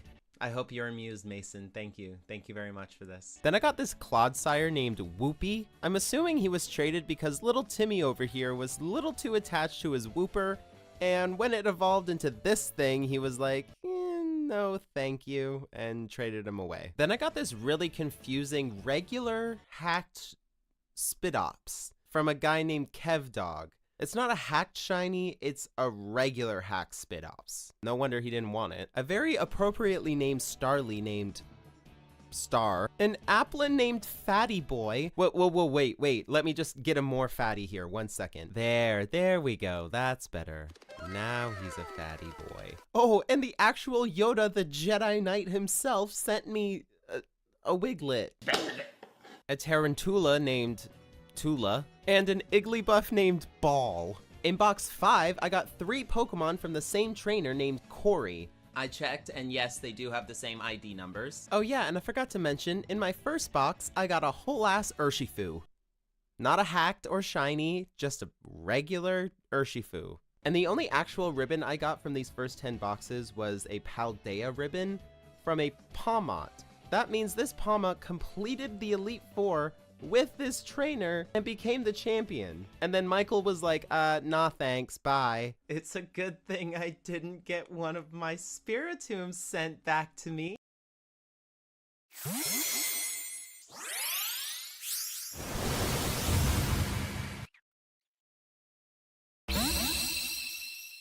And what am I gonna do about it? Nothing. Let's continue. And this is where we're currently at with the Pokedex. Also, while I was hatching and trading, I found a few shinies of my own.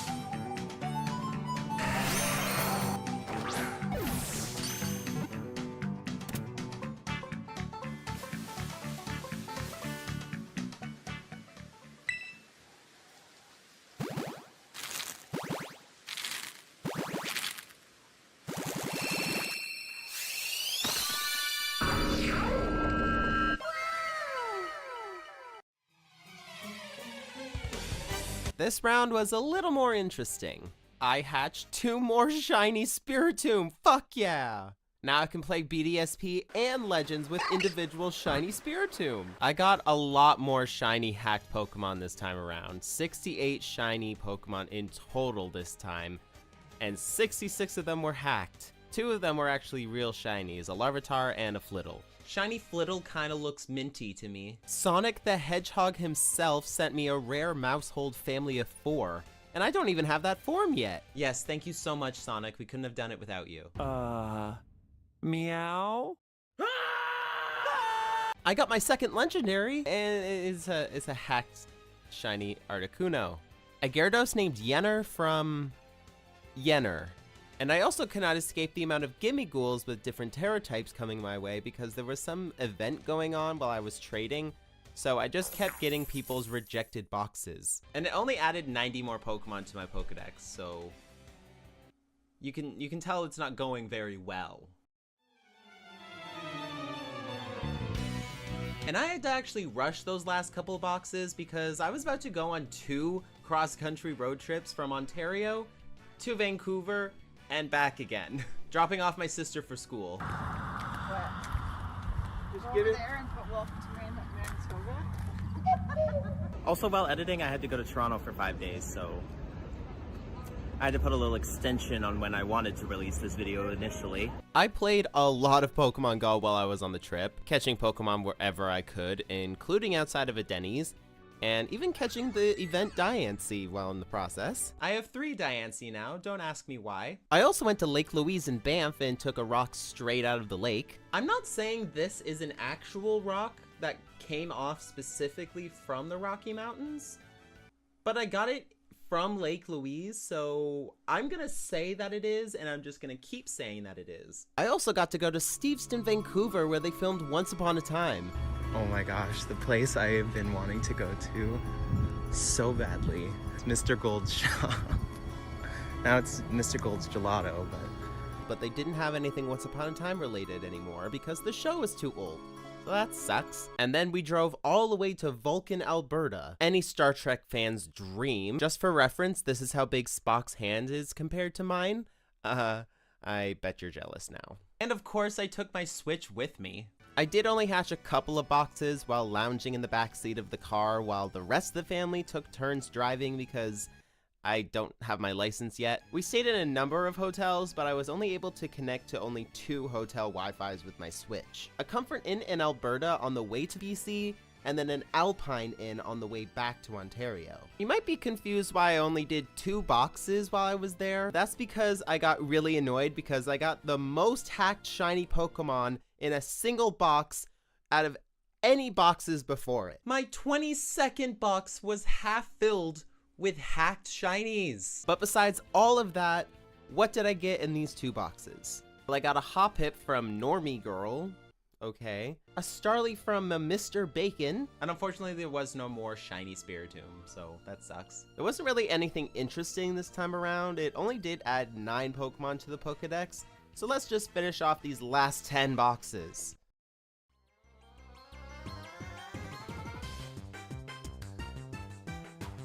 And there wasn't really anything special this time around either, but only a few stood out to me. I took a break when I got home from the trip because I was obviously exhausted. And then I basically did a speed run of all the rest of the boxes I had left. Here we have a Scatterbug named Scatterboo and a Wooper named Potato.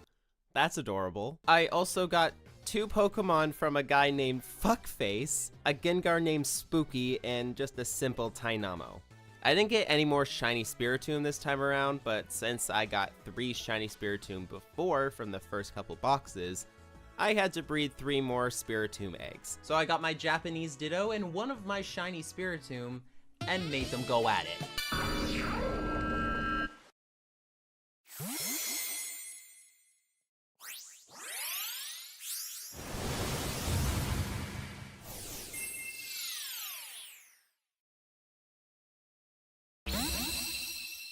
Well, that was a disappointment. And this round did only add 62 Pokemon to the Pokedex, currently standing at 343 out of 1025. So we're almost there.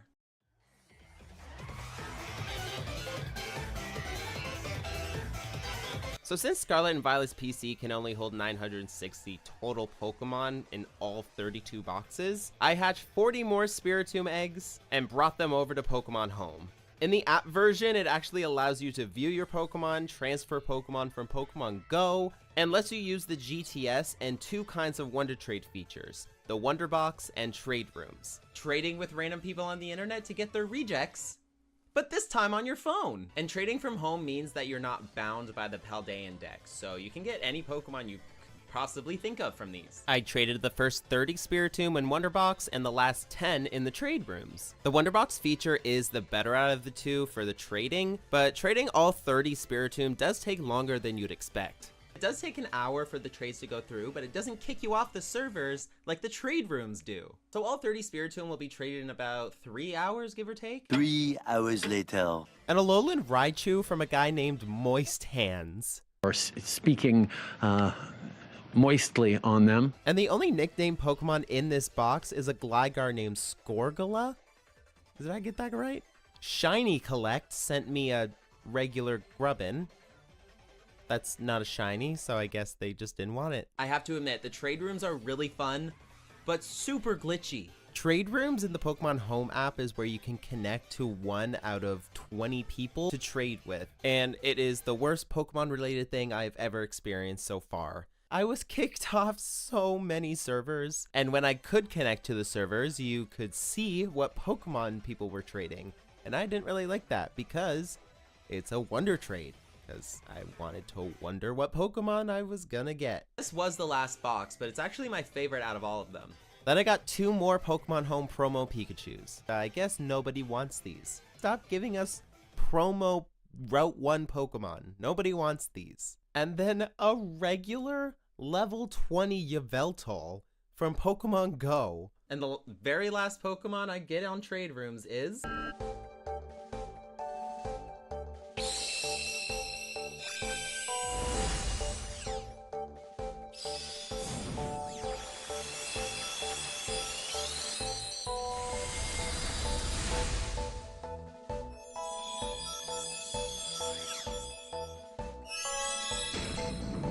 a shiny Golurk, fuck yeah! The Pokemon Home trades are where I got the most Pokemon traded from other games. I got a couple from Pokemon Go in the other boxes, but this is where I got the most from Legends, BDSP, Sword and Shield, and Let's Go. And getting an actual box legendary, not a hacked or a shiny one either, just a regular Yveltal.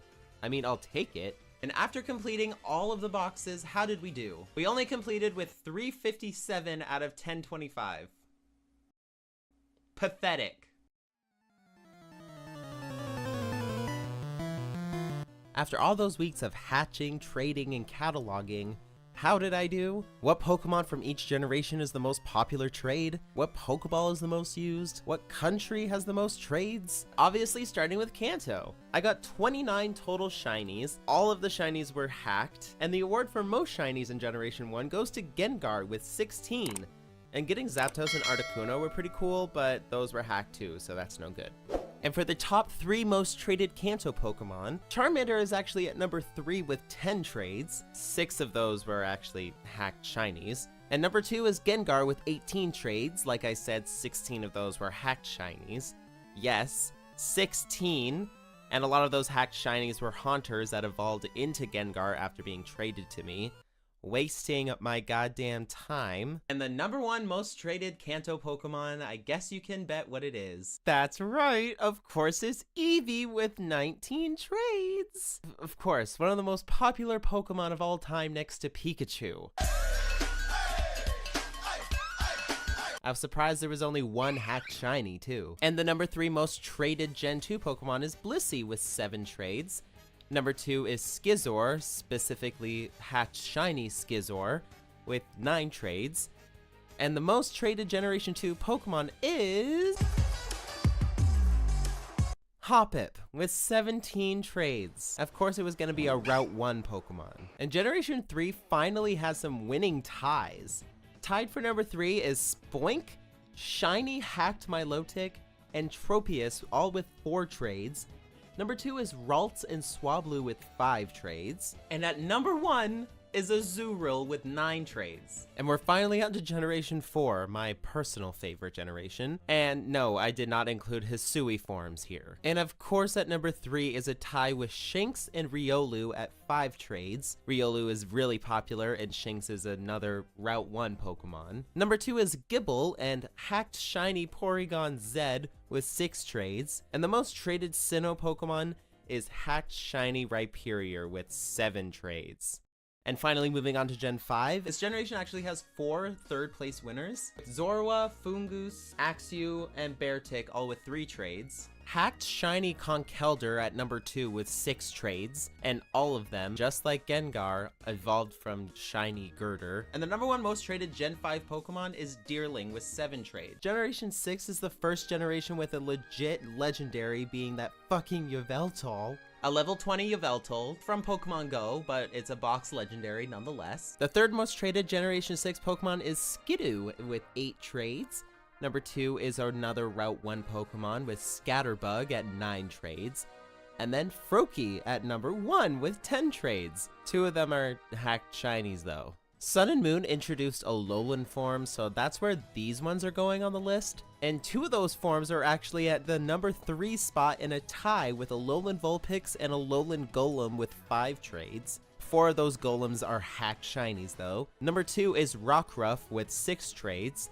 And of course, the most traded Alolan Pokemon is Yungoos with 7 trades. And for Generation 8, hacked shiny Scorbunny, Corviknight, and hacked shiny Grimmsnarl are all at number 3 at 4 trades. Number 2 is Rookidee and Galarian Slowpoke at 5 trades. Since Sun and Moon introduced alternate forms, they just kept making more of them. And at number 1, of course, another Route 1 Pokemon is Squovit with 6 trades. And before we get to Gen 9, I'm going to go over the Hisuian Pokemon now because Legends Arceus came out before Scarlet and Violet. The number 3 most traded Hisuian Pokemon is a tie with Voltorb, Sneasel, White Form Basculin, and hacked shiny Sliggoo, all with 1 trade. I didn't get many Hisuian forms anyway. Number 2 is hacked shiny Ursaluna and Zorua with 2 trades. And the number 1 most traded Hisui Pokemon is surprisingly Quillfish with 3 trades. And since I was doing the trading in Pokemon Violet, I was obviously going to get most of the Pokemon traded from Scarlet and Violet. At number 3 is Fuecoco with 13 trades. And of course, Lechonk is at number 2 with 14 trades. And the most traded Paldean Pokemon is Gimmighoul with 19 trades. I got so many Gimmighoul at once and with so many different Terra types because of some event that was going on at the same time. But for some reason, out of all odds, Gimmighoul made it out on top as the most regularly traded Pokemon out of my own Wonder Trade experiment. Congratulations, little box boy. Never thought you could do it.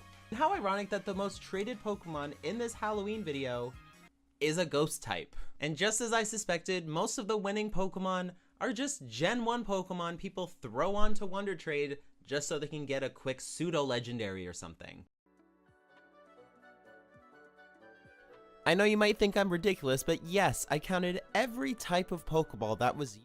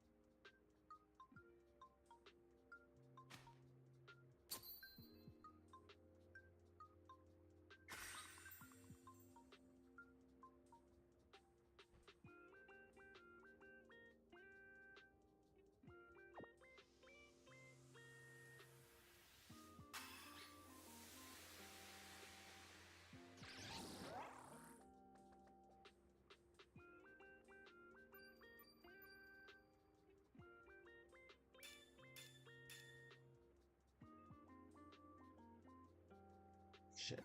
Wrong one.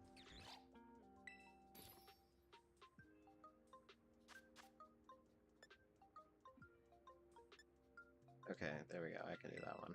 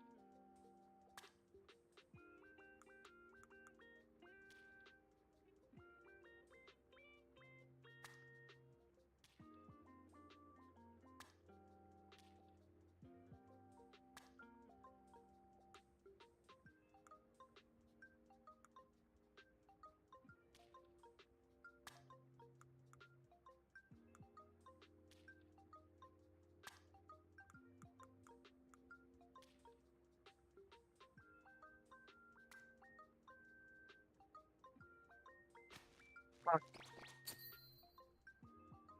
Wow. Damn it.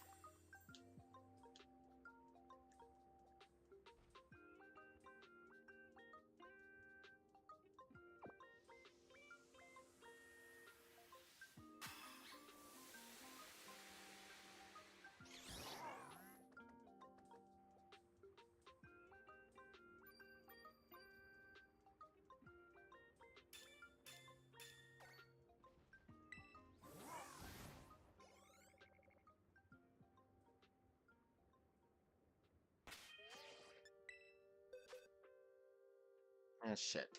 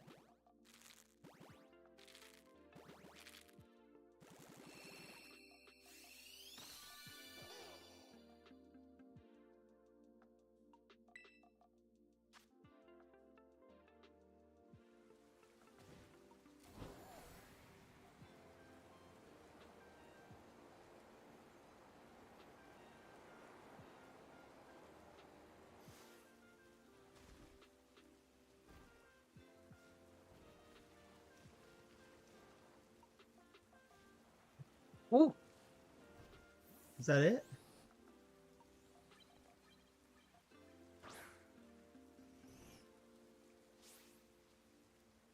I think that's it.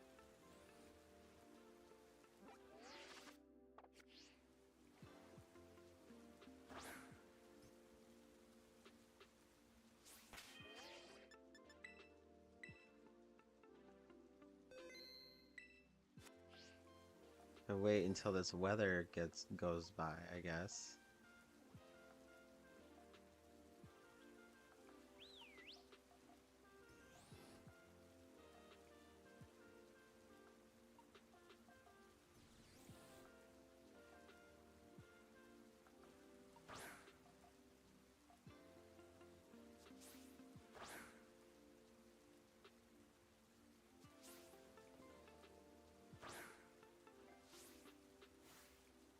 There we go. Hey.